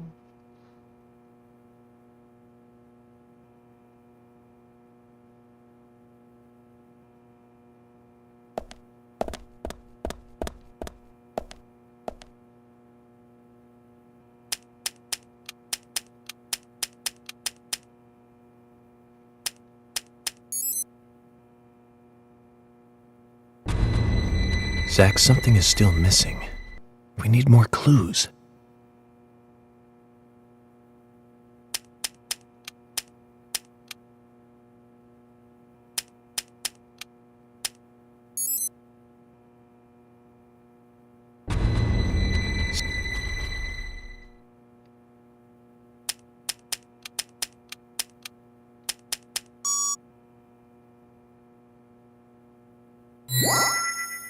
Oh my god, I got it.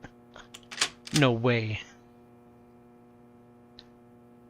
Oh, I was just guessing because 6-4, the first painting had 6 trees. The other painting I saw had 4 trees. And I just guessed on the last number.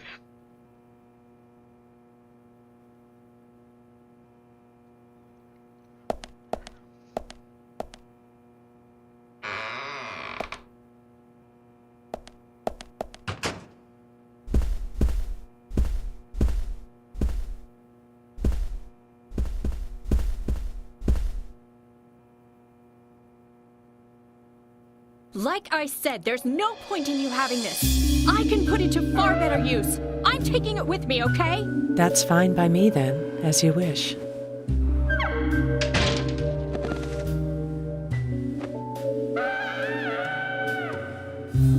The FBI agent, right? Just wait a moment, please. I'll be right with you.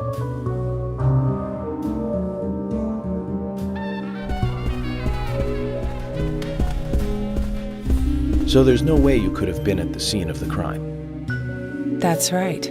I was drinking at the bar with Nick until early morning. I'm sure if you ask him about it, he'll say the same.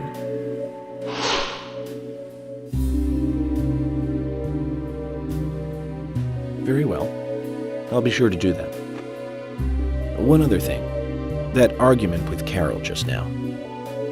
She's always like that. She thinks of me as an enemy, always bickering at what I say. Is there any reason for that? Perhaps because someone she liked ended up with me in my bed? Well, that would explain it, yes. If I may be so bold, who was the lucky man? Oh, I sleep with anyone I wish. Anyone I prefer to sleep with. I guess she had her eye on one of them, but I don't know who it was exactly. I could sleep with you, if you like. I'm flattered by your offer, but I don't think that would be appropriate. You're exactly the kind of woman a man in my job should never get involved with. Isn't that a shame, darling?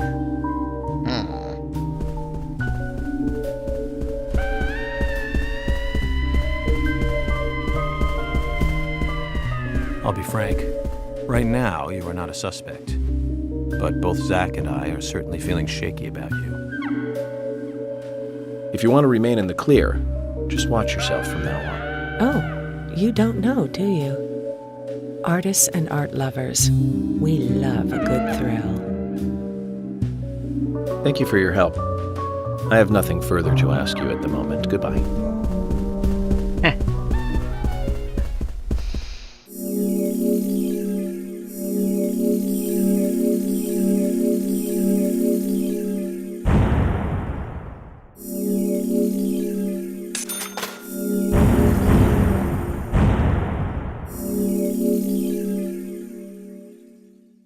Not too shabby.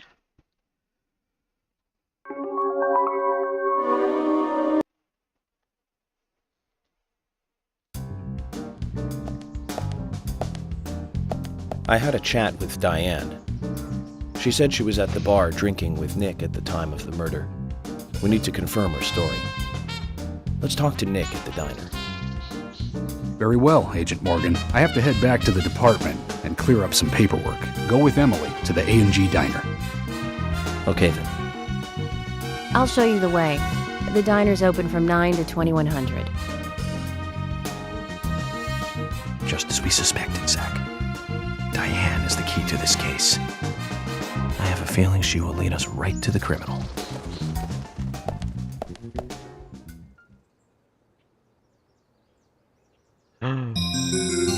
That's Kaysen. Looks like the show has just begun, and it has an all-star cast. Kaysen, you dog.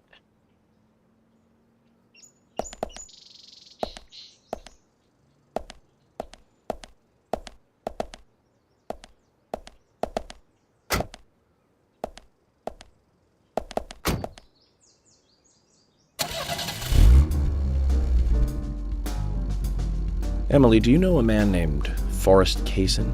Kaysen? Yes, I know him. The sapling salesman, right? He always uses strange comparisons when he talks. I'd like to know more about him. What does he do when he comes to town? He's a salesman, so I guess he sells things? Maybe he comes on vacation. We haven't seen many tourists recently, but he comes pretty often. Is that all? Well, now that you mention it, he seems quite friendly with the Ingrams, with Isaac and Isaiah. Maybe you should ask them about Kaysen. Okay, I will.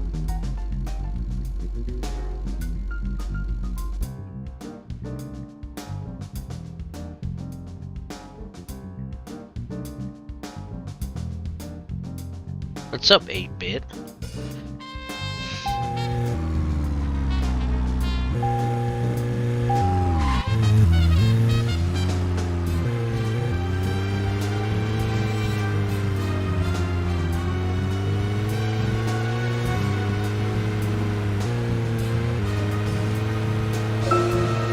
Emily, don't you find it a bit suffocating to be around George so much? Well, we aren't always together. And anyway, I've gotten used to him. Impressive. Women are very adaptable. No, it's not like that, actually. George is hard-headed, sure, but he's also a hard-working man. That's why the townsfolk trust him so much. The very epitome of the rural sheriff. That's right, he isn't some hotshot FBI agent. This place isn't like the city. Everyone knows everyone else. What about you and Anna? Were you two close? No, not close, really. I don't seem to have much in common with teenagers nowadays. All they talk about are boys, clothes, and accessories. I don't have much interest in any of those things. There is a gap between a teenager and being in your 20s. Everyone's different, that's all. Me and you, too. Zach, I'm not liking the way this conversation is heading. Let's concentrate on driving instead. Almost 3 years. Yeah.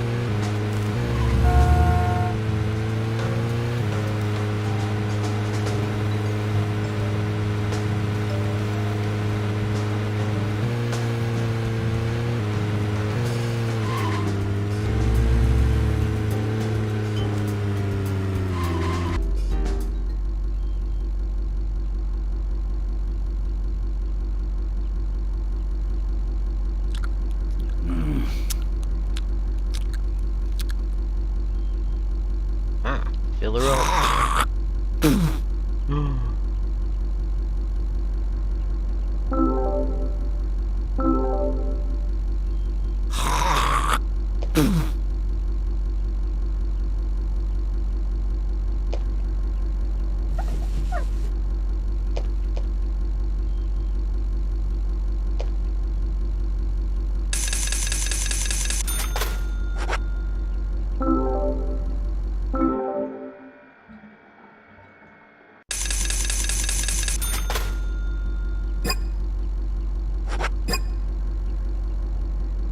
See you, craphead.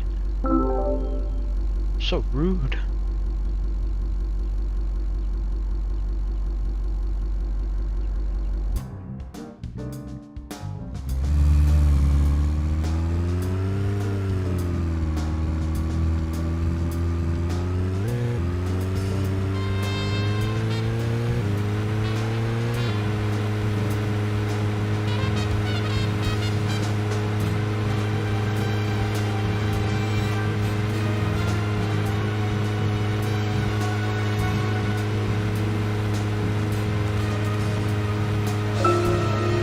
Let's just focus on getting to the diner and cut the chit-chat.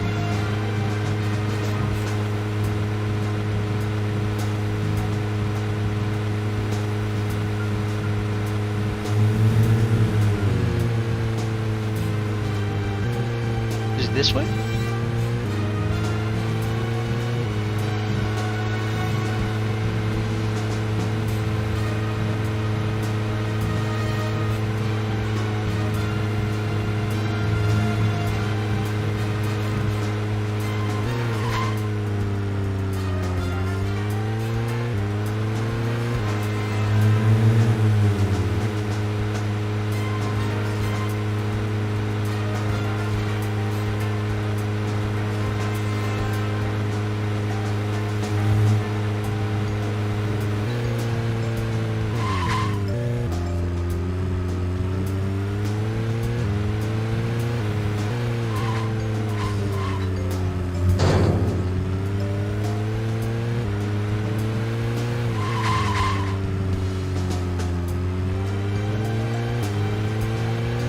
There we are.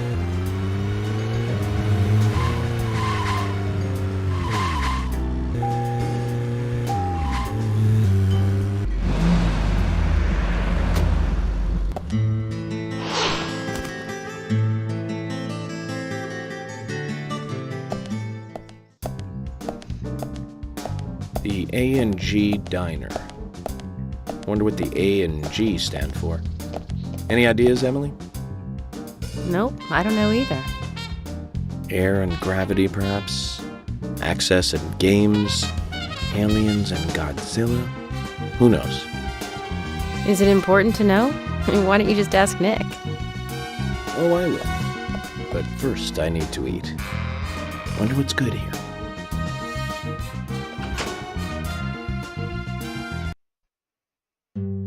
What's up, Jen? Welcome, Mr. Agent. Hi, Olivia. Let me have your special for today. And some fresh coffee. Our special today is turkey. A turkey and gravy sandwich. Sound good? Perfect. Emily, you eat something too. It'll be on the FBI. Okay then, I'll go all out. I'll have the T-bone steak. I usually can't order it because it's a little too expensive.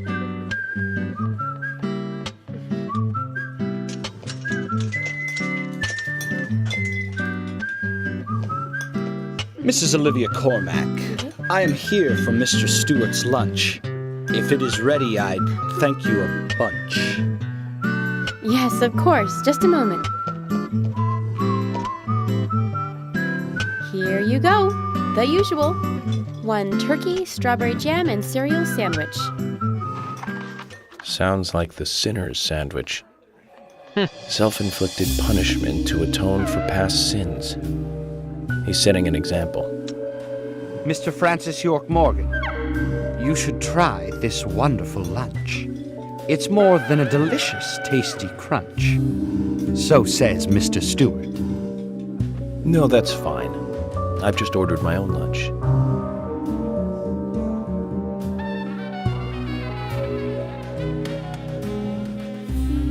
Mr. Francis York Morgan, that is, Mr. Stewart's order is delicious, I should mention. And Mr. Nick Cormack is a genius for creating this perfection. So says Mr. Stewart. Still, I have a hunch I might not like it. You sure that sandwich is that good?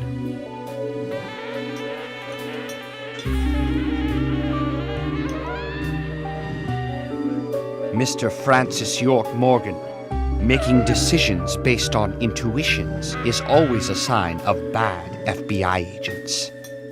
So says Mr. Stewart. Harry, you're right. I'll give it a try.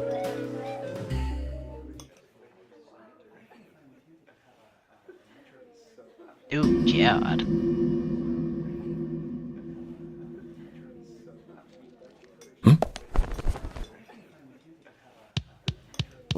I can't believe it. This is fantastic. It's really good. Olivia, I'm sorry, but can I change my order? I'll have what Harry is having.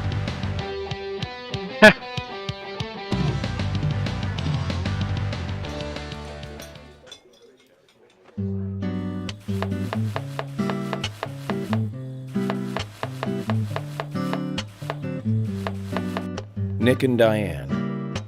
They hardly make the perfect couple, do they? Is it widely known that they go drinking together, just the two of them? To be honest, I don't pay attention to these things. Not into local gossip? Well, when I moved here, I was still in high school, and I kept wearing the same wild clothes from my school in Seattle. I was young back then. And before I knew it, there were rumors all over the school. She'll screw anyone. That's what they said. Totally unfounded, of course. Anyway, after that, I just sort of chose not to really trust gossip.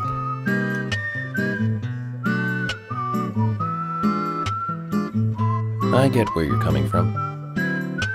I used to dress like a hardcore punk rocker when I was in high school. You? A punk rocker? Nobody took my side, even when I had good grades. People rejected me just because of what I wore. I was young back then, too.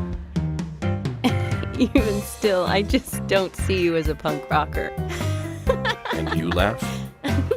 Look at you. No makeup on, dressed in uniform, eating a steak for lunch. Okay, back to work. Let's talk to Nick.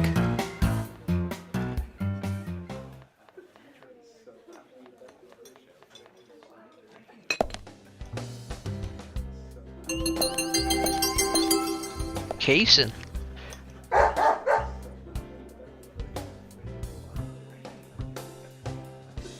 Willie. How are you doing, boy?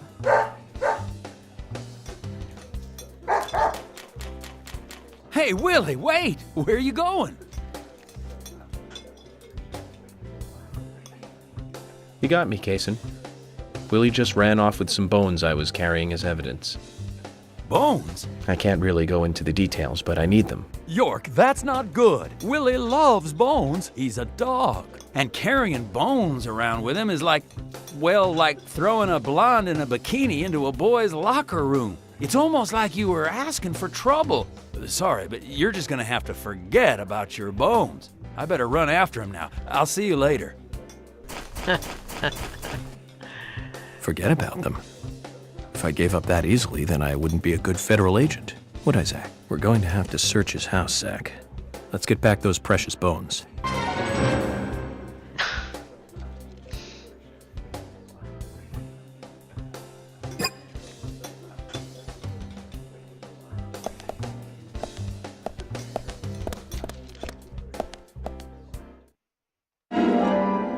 Coffee.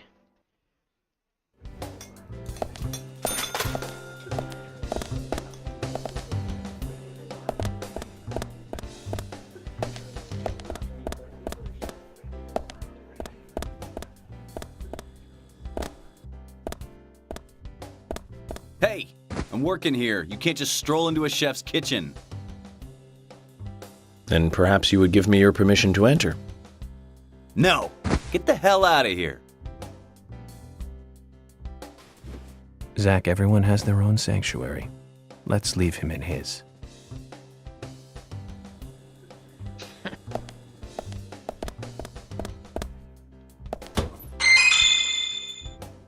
Ooh.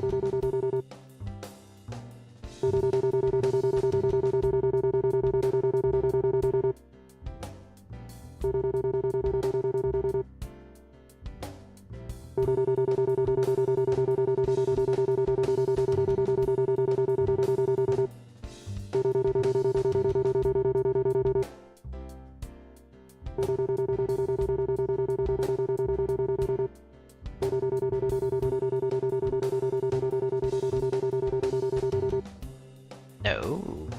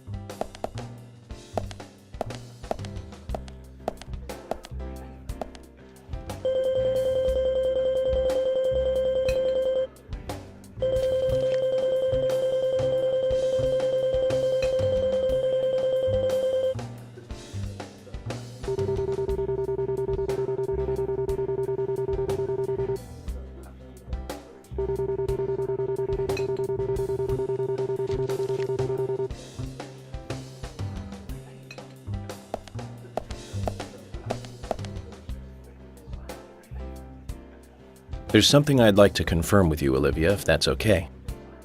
Yes, well, so long as it doesn't take too long. First, what were you and Nick doing on the night of the murder? I was here in the diner. Nick said he was going to the bar for a couple of drinks. Does he go to the bar often, leaving you to hold up the fort? Yes. He says he enjoys the conversation with Diane. I thought they went drinking again together that night. Do the three of you ever go drinking together? Well, you see, I'm really not into art. And your husband is well versed in the arts then, I take it. Oh, yes. Looking at art and talking about it is his way of relaxing. People just aren't what they seem. Like a certain someone who was into punk rock 10 years ago. You are absolutely right, Emily. But you can be an art lover and a liar at the same time. One more thing, Olivia. You just said that you aren't interested in art. That's right. And... So, how come I bumped into you at the art gallery? Didn't seem like Nick brought you there. You were there alone. Well, I like trees, is the thing. That's why I went there. Surely you'd be better off in the forest rather than an art gallery then. I think you went to the gallery not to see trees, but to see Diane, right? You don't want to answer. Or perhaps this isn't the right place to ask. Meet me in the backyard. You can get there from the parking lot. I'll wait for you there for an hour after we close up.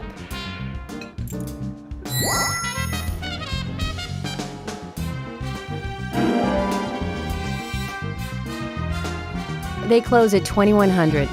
Should we get something to drink and wait?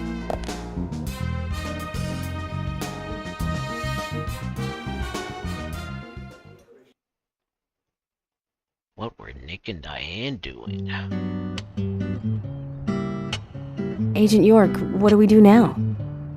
I want to hear what Olivia has to say. Let's kill time until the diner closes. Okay, then I'm gonna make a trip back to the department. I'll see you in the backyard later. Okay, sounds good. See you later then.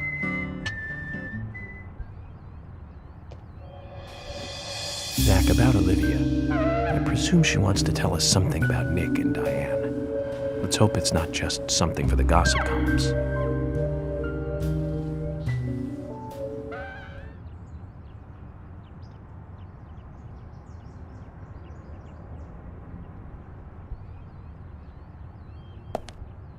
I have to wait until this closes?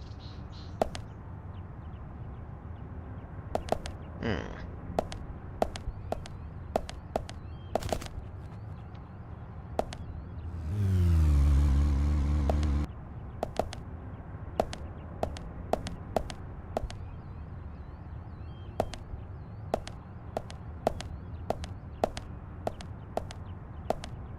Hmm.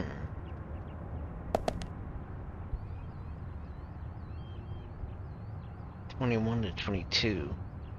143.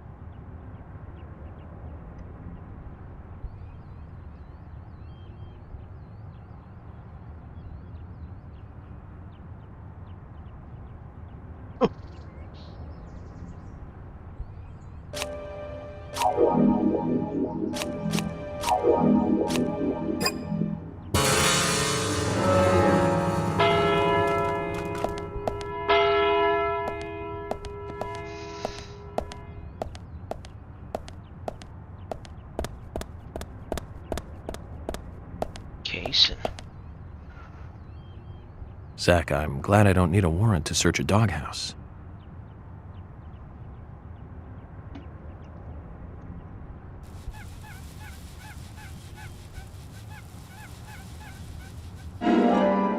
Oh.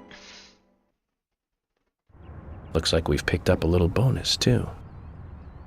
We'll have to give Willie something to make up for this another time. Root beer. Hey. What's up, Salt?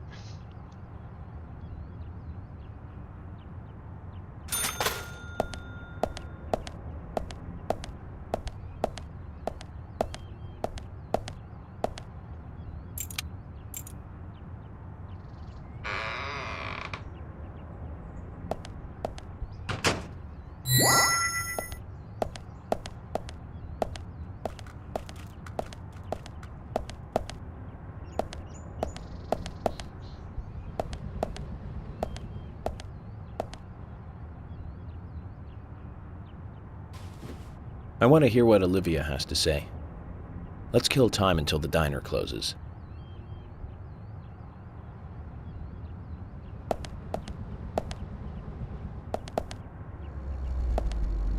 Oh, there goes casing.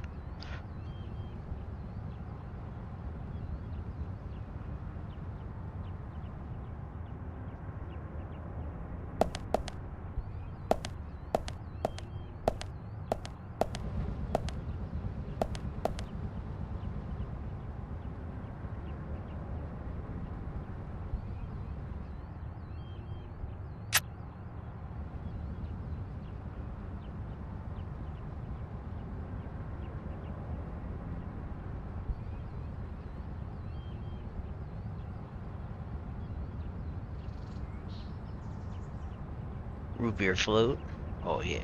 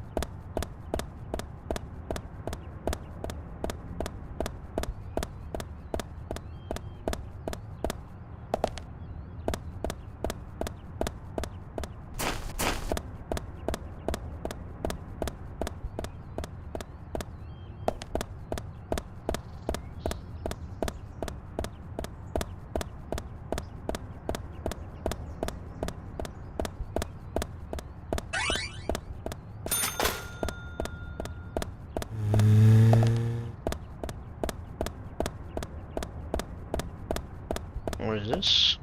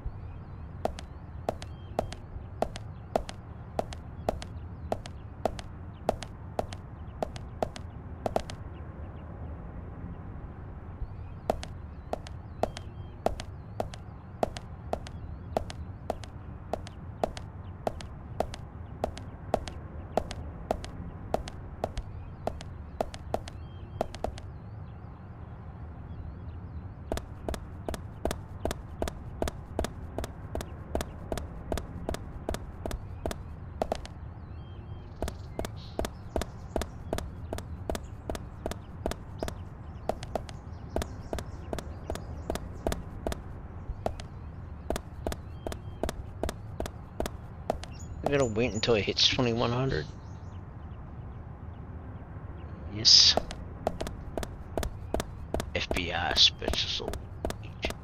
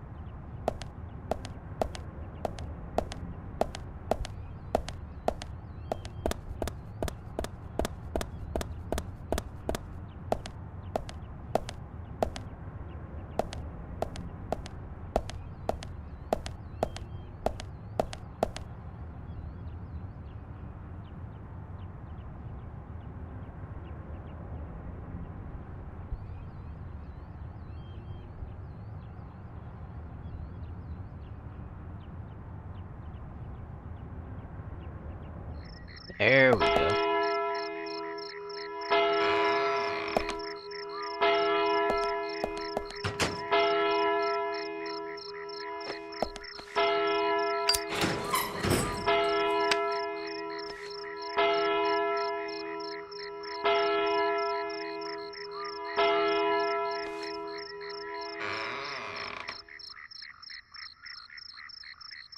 Well then, Olivia, talk to me.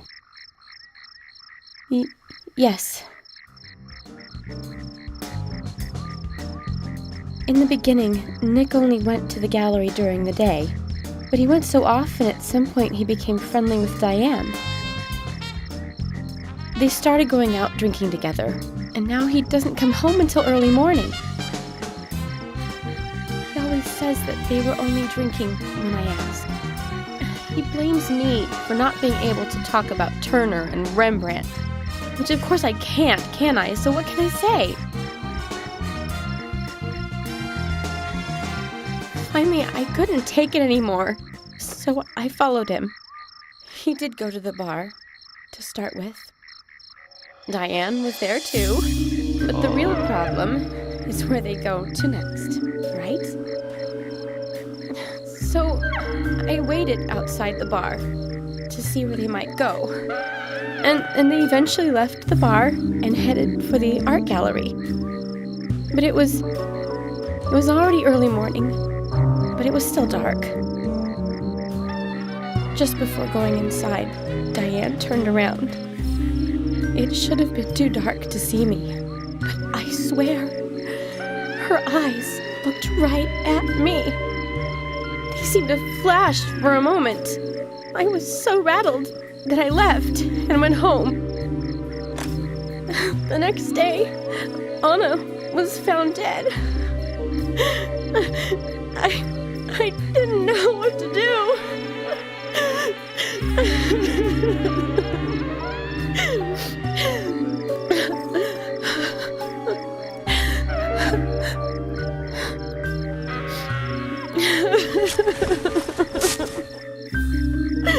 I went to the gallery to talk with Diane about it, to confront her.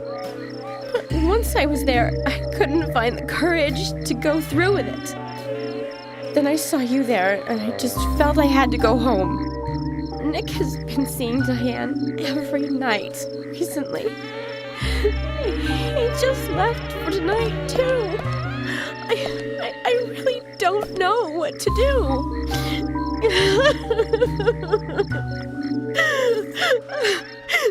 York, we ought to take Nick in for questioning. No, not yet.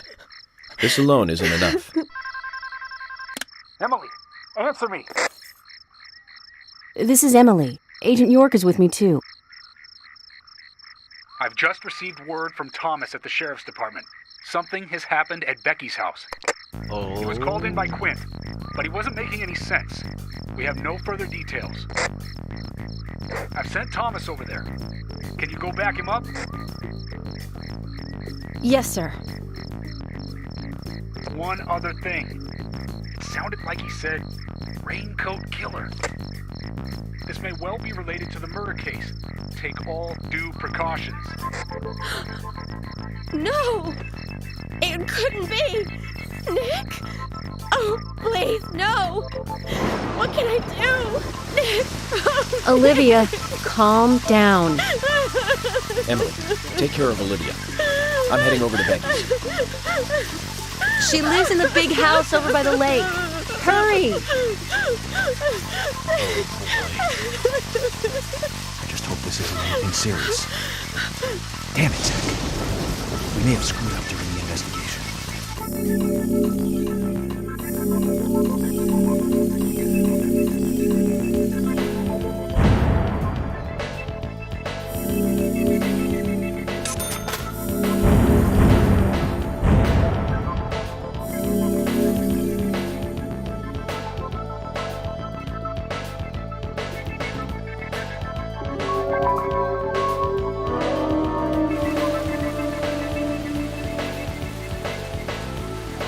Better hurry, Zach. I have a bad feeling about this. Becky's house is by the lake.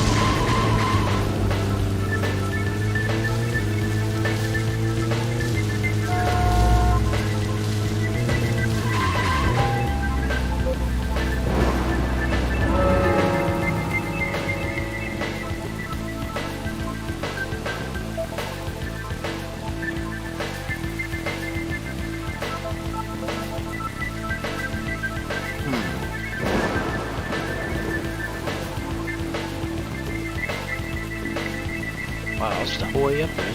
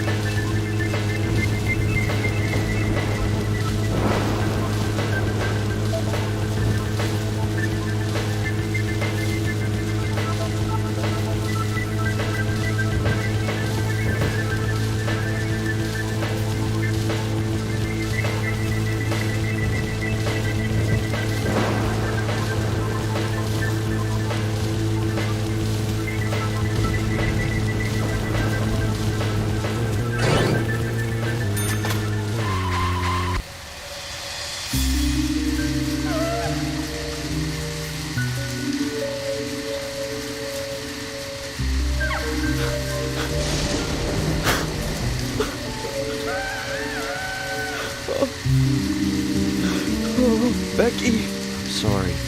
That's all he would say since I got here. Quint, tell me, what did you see in there?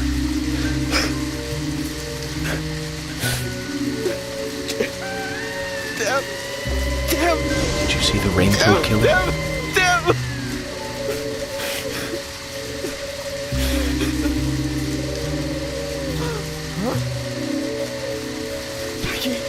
Thomas, did you see Nick here? No. When I got here, he was already like this. He should be here soon. Call George and tell him to get over here. Wait out here. I'm going inside. Once they both get here, follow George's orders, okay? Yes. But Agent York, isn't it dangerous to go in there alone? Don't worry. Zach is with me.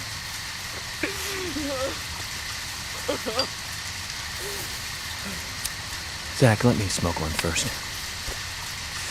Oh boy. I need to clear my head so I can take everything in.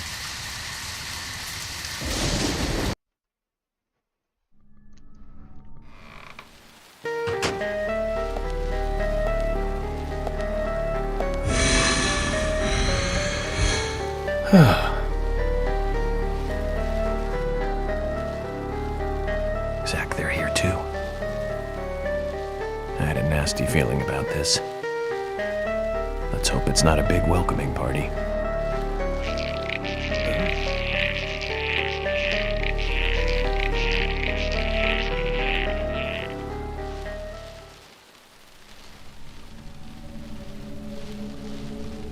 And it begins.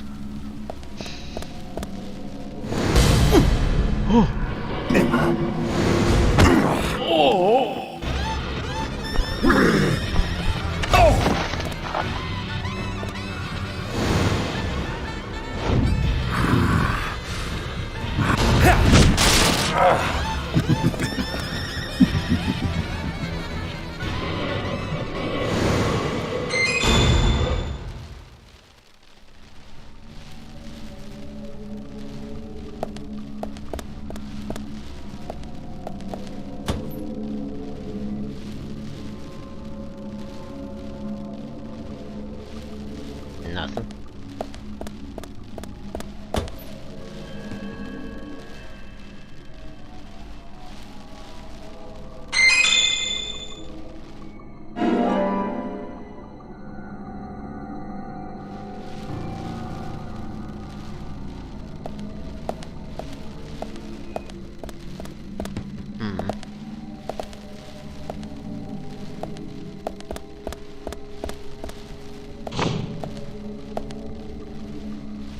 Oh boy.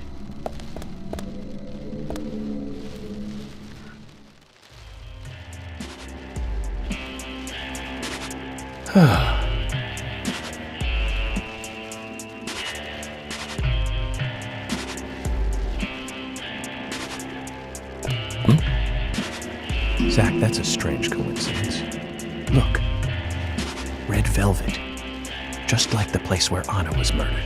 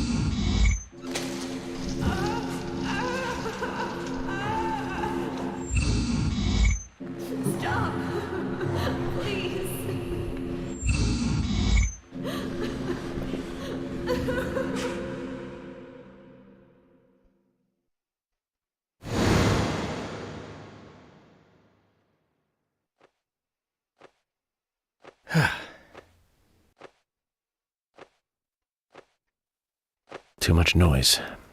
We're still missing a vital piece of the puzzle.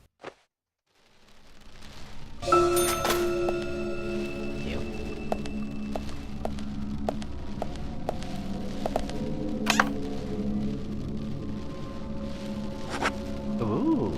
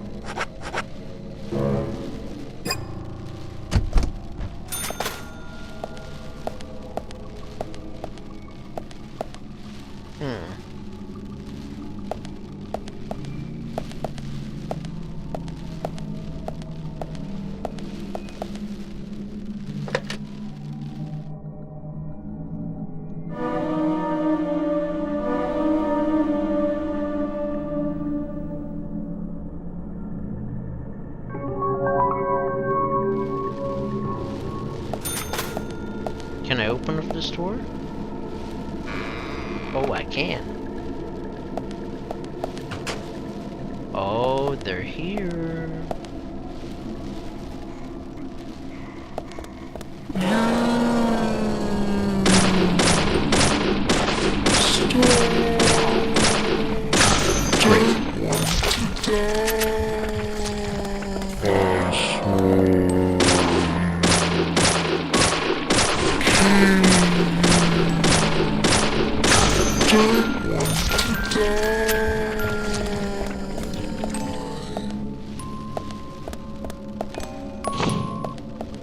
Oh, wow.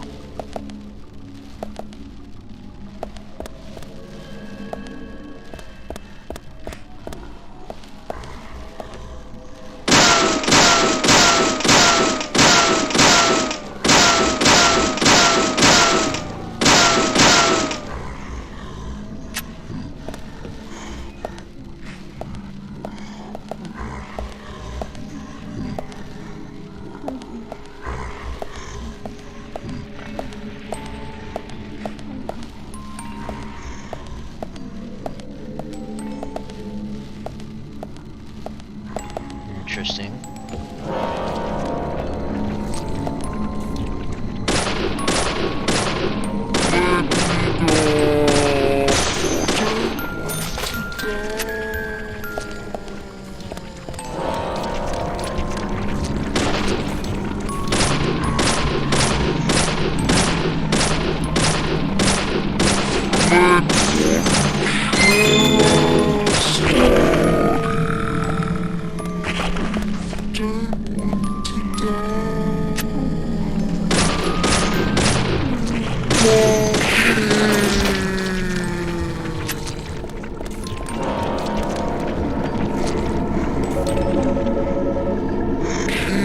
Oh.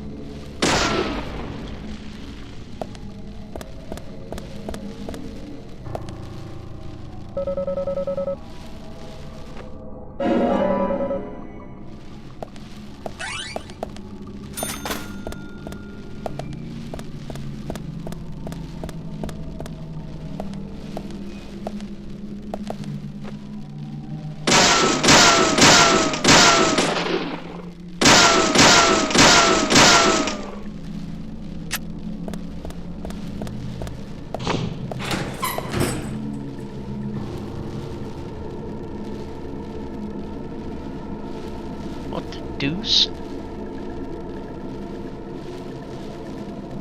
Back at the beginning.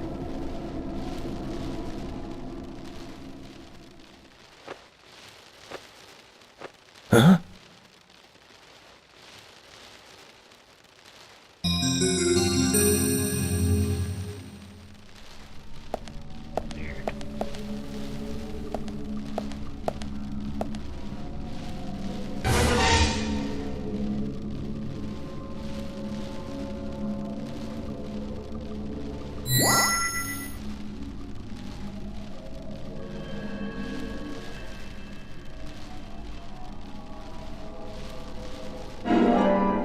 Peace sign.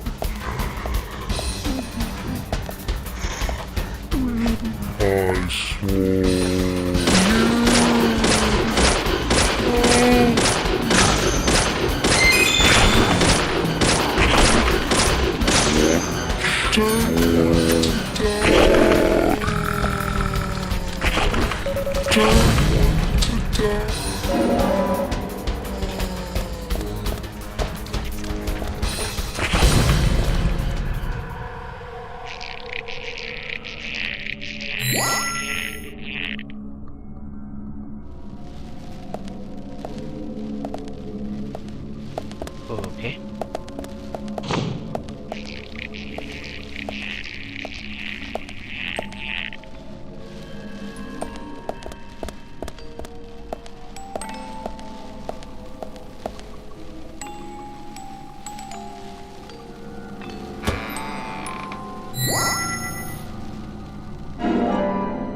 Red seed.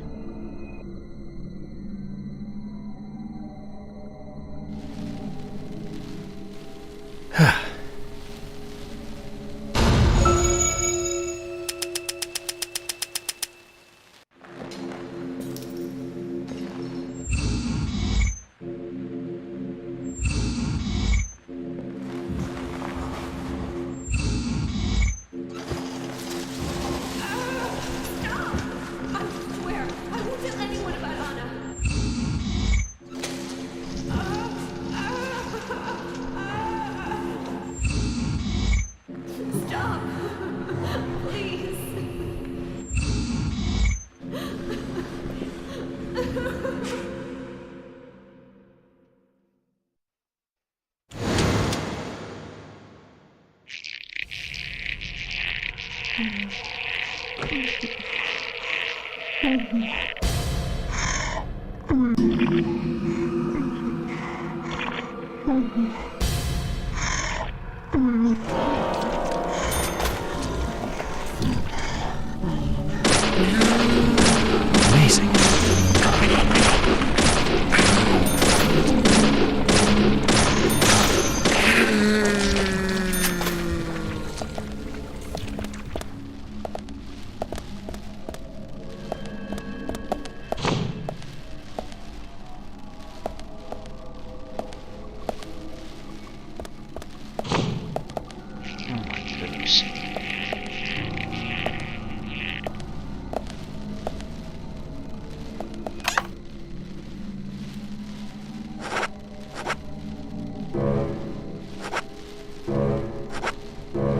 Aw.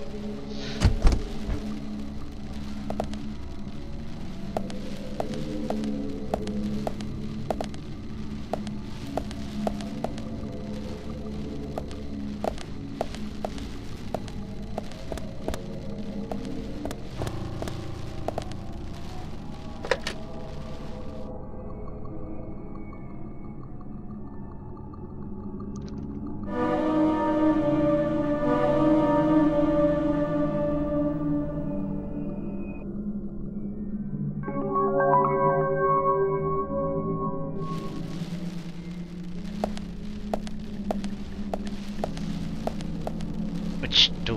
Which door?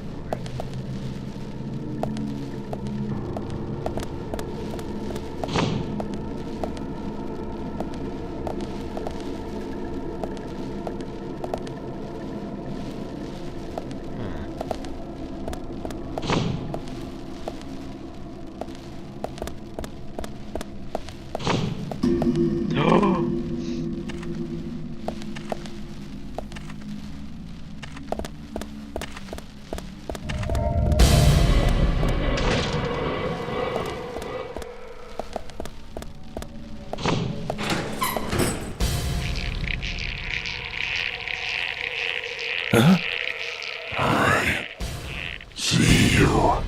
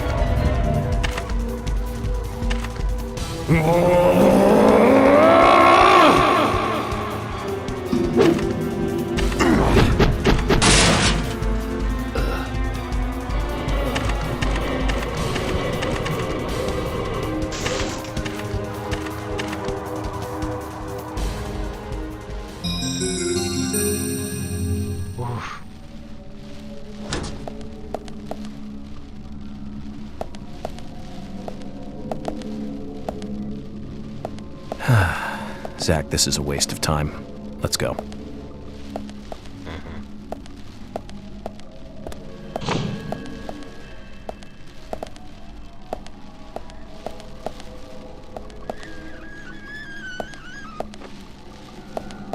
The hell?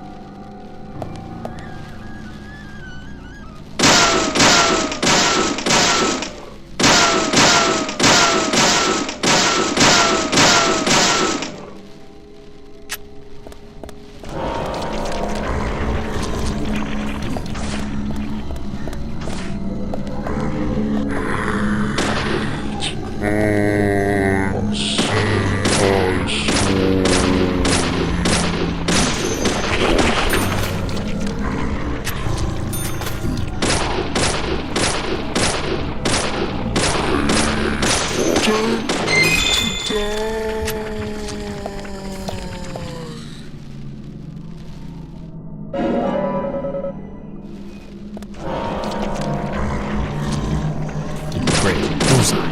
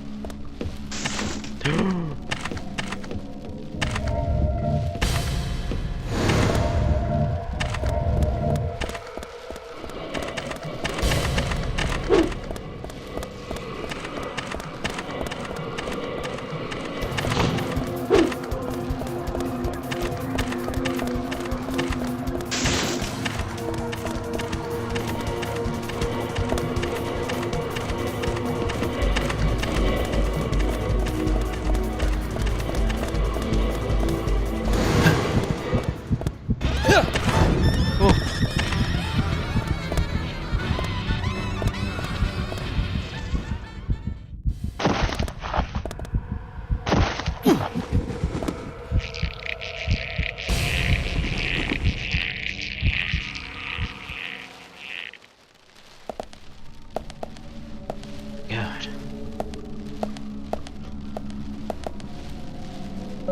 Root beer. Oh.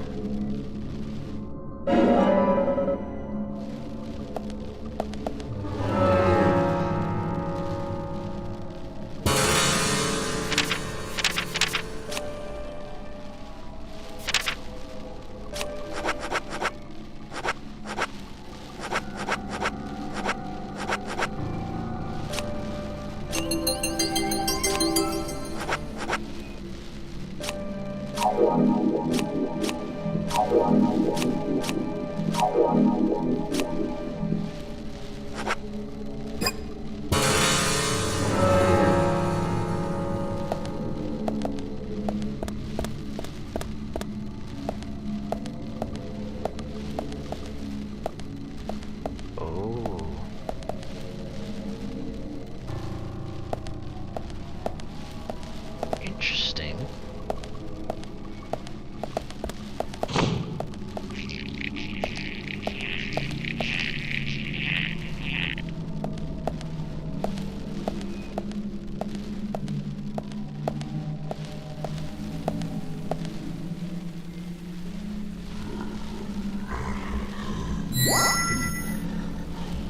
Huh?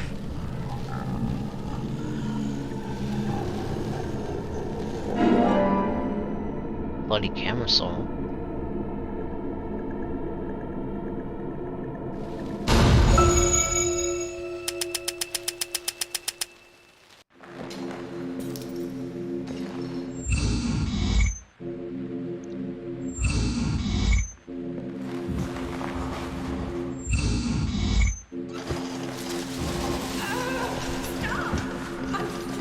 I won't tell anyone about Anna.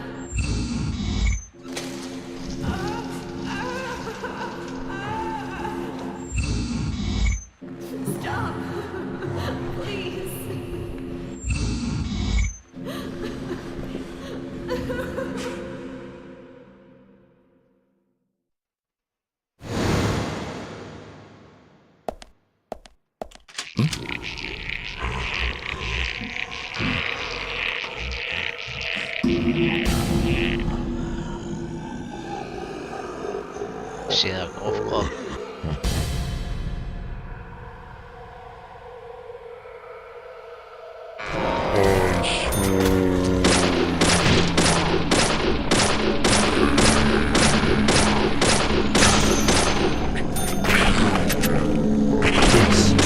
Nice shot.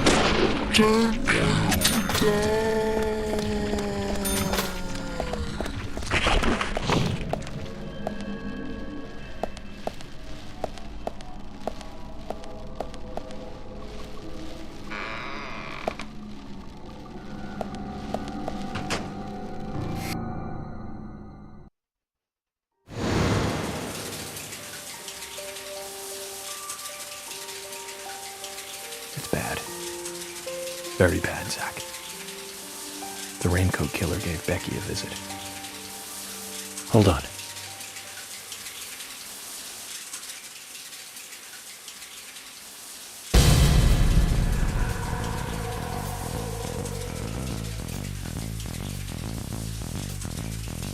Can you hear that? Is it rain? It's the shower.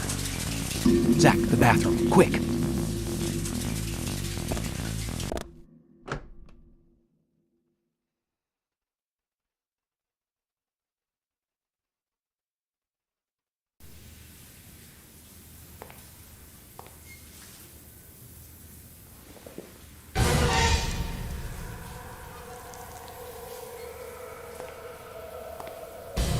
Huh?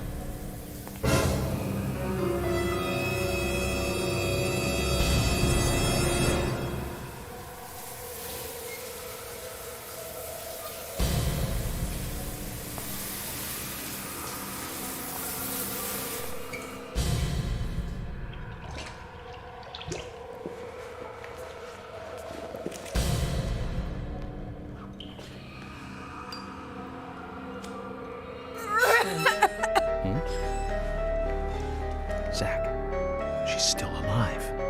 Who did this? Who was it, Becky? Becky! What happened here? George, stay back. She's trying to speak. We don't have time! She's dying! Thomas, cut that wire. No! We must get her to the hospital immediately. What?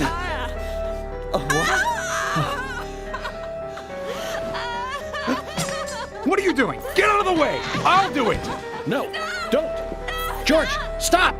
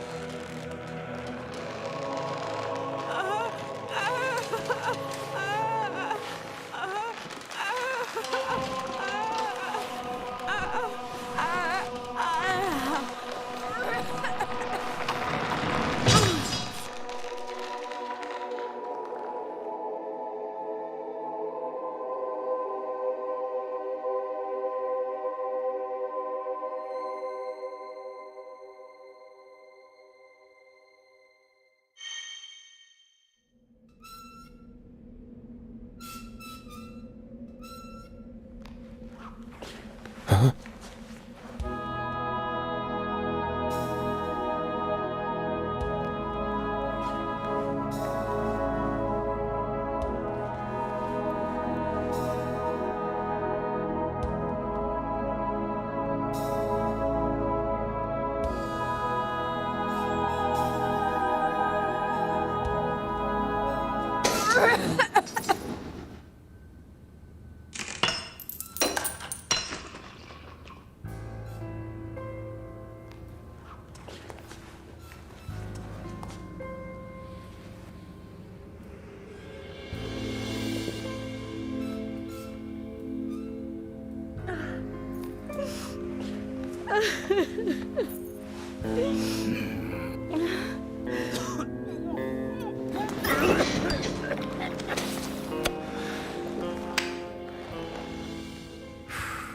got us good this time, Zach.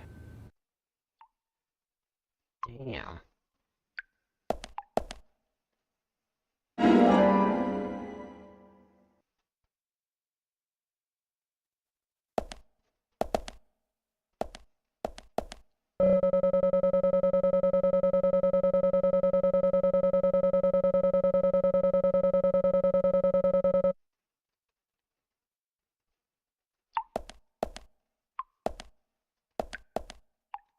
Jesus, man.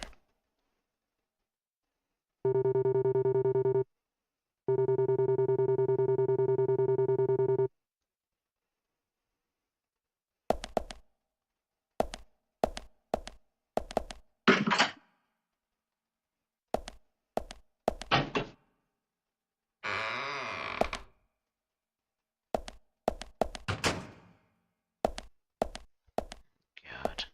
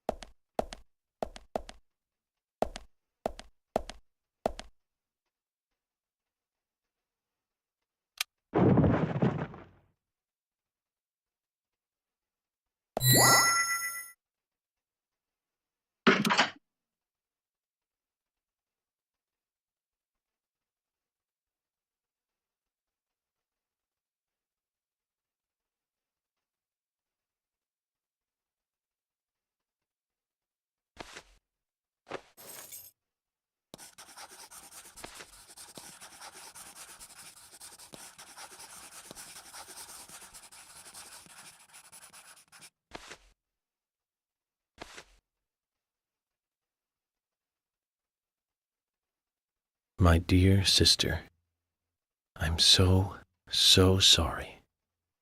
I was a fool to fall for a man like him. I don't have the words to apologize to Anna.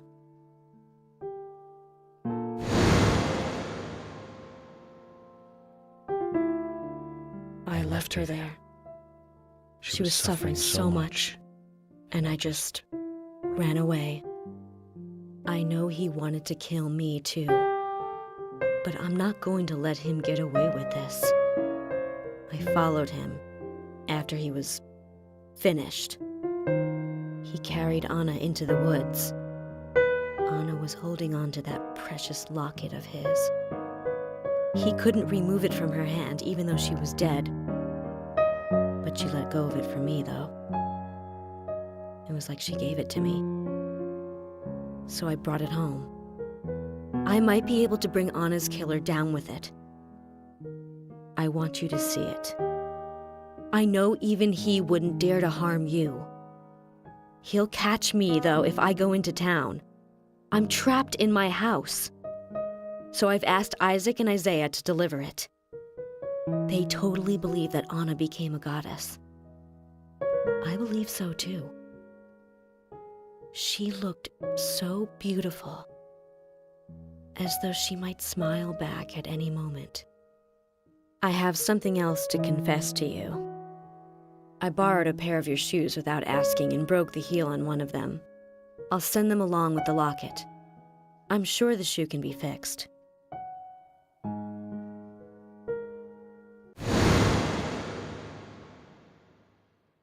So Becky is Miss Stiletto Heel. And she gave the locket to the twins. Must be the special secret Lily told us about, Zach. We'd better go and see her first thing tomorrow.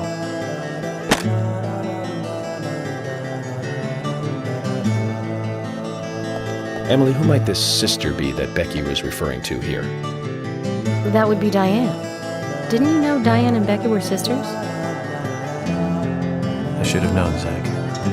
We're all family here.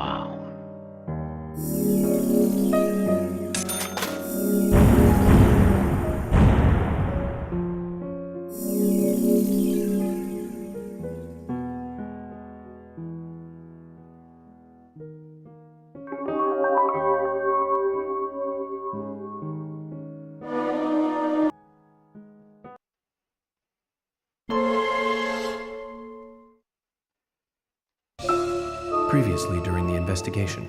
I'm Kaysen, Forrest Kaysen. Thomas, did you see Nick here? No. When I got here, he was already like this. What are you doing? Get out of the way! I'll do it! George, stay back. She's trying to speak. No! It couldn't be! Nick! Oh, please, no! You got us good this time, Zach.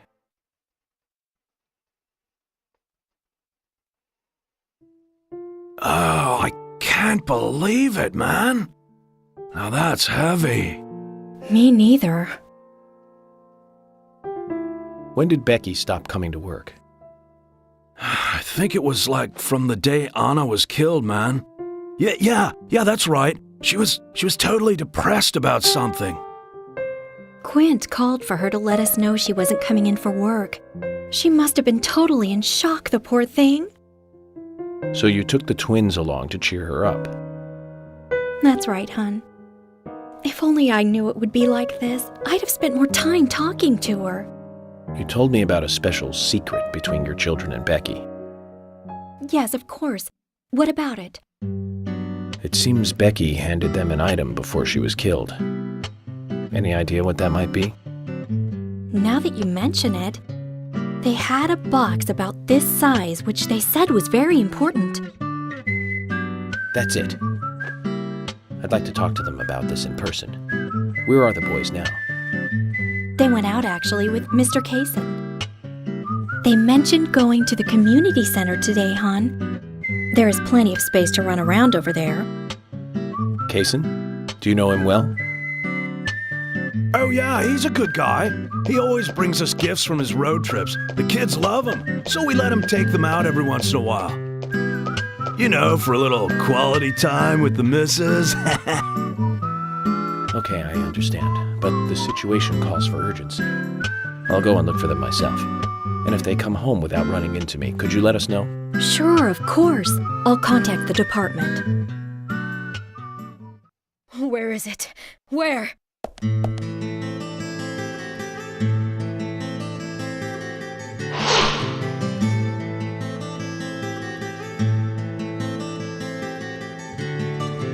Where could it be? Her dress. Oh, Sally!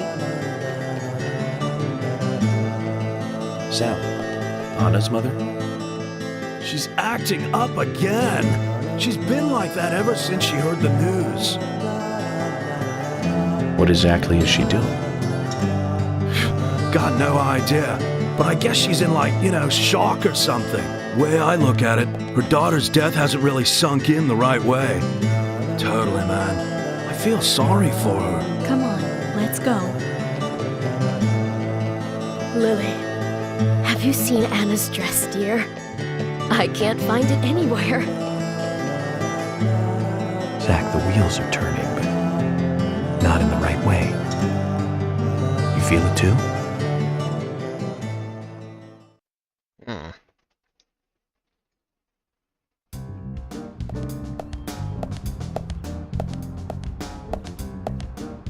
Isaac and Isaiah aren't here.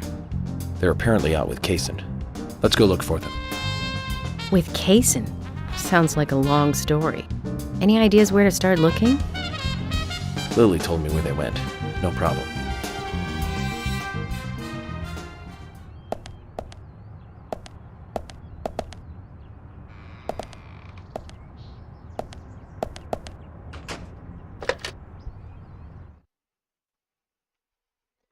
Well, this seems like a good place to stop for today.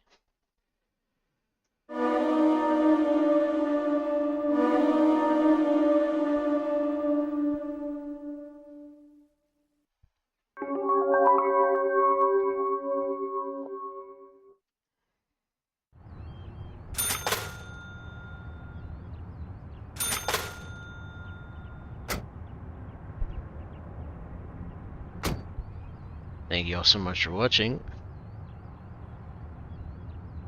Part 4 of Deadly Premonition will most likely be sometime later today. If not, later on tonight. Friday? Yeah. sometime Friday in the evening. Alright. It's you next time.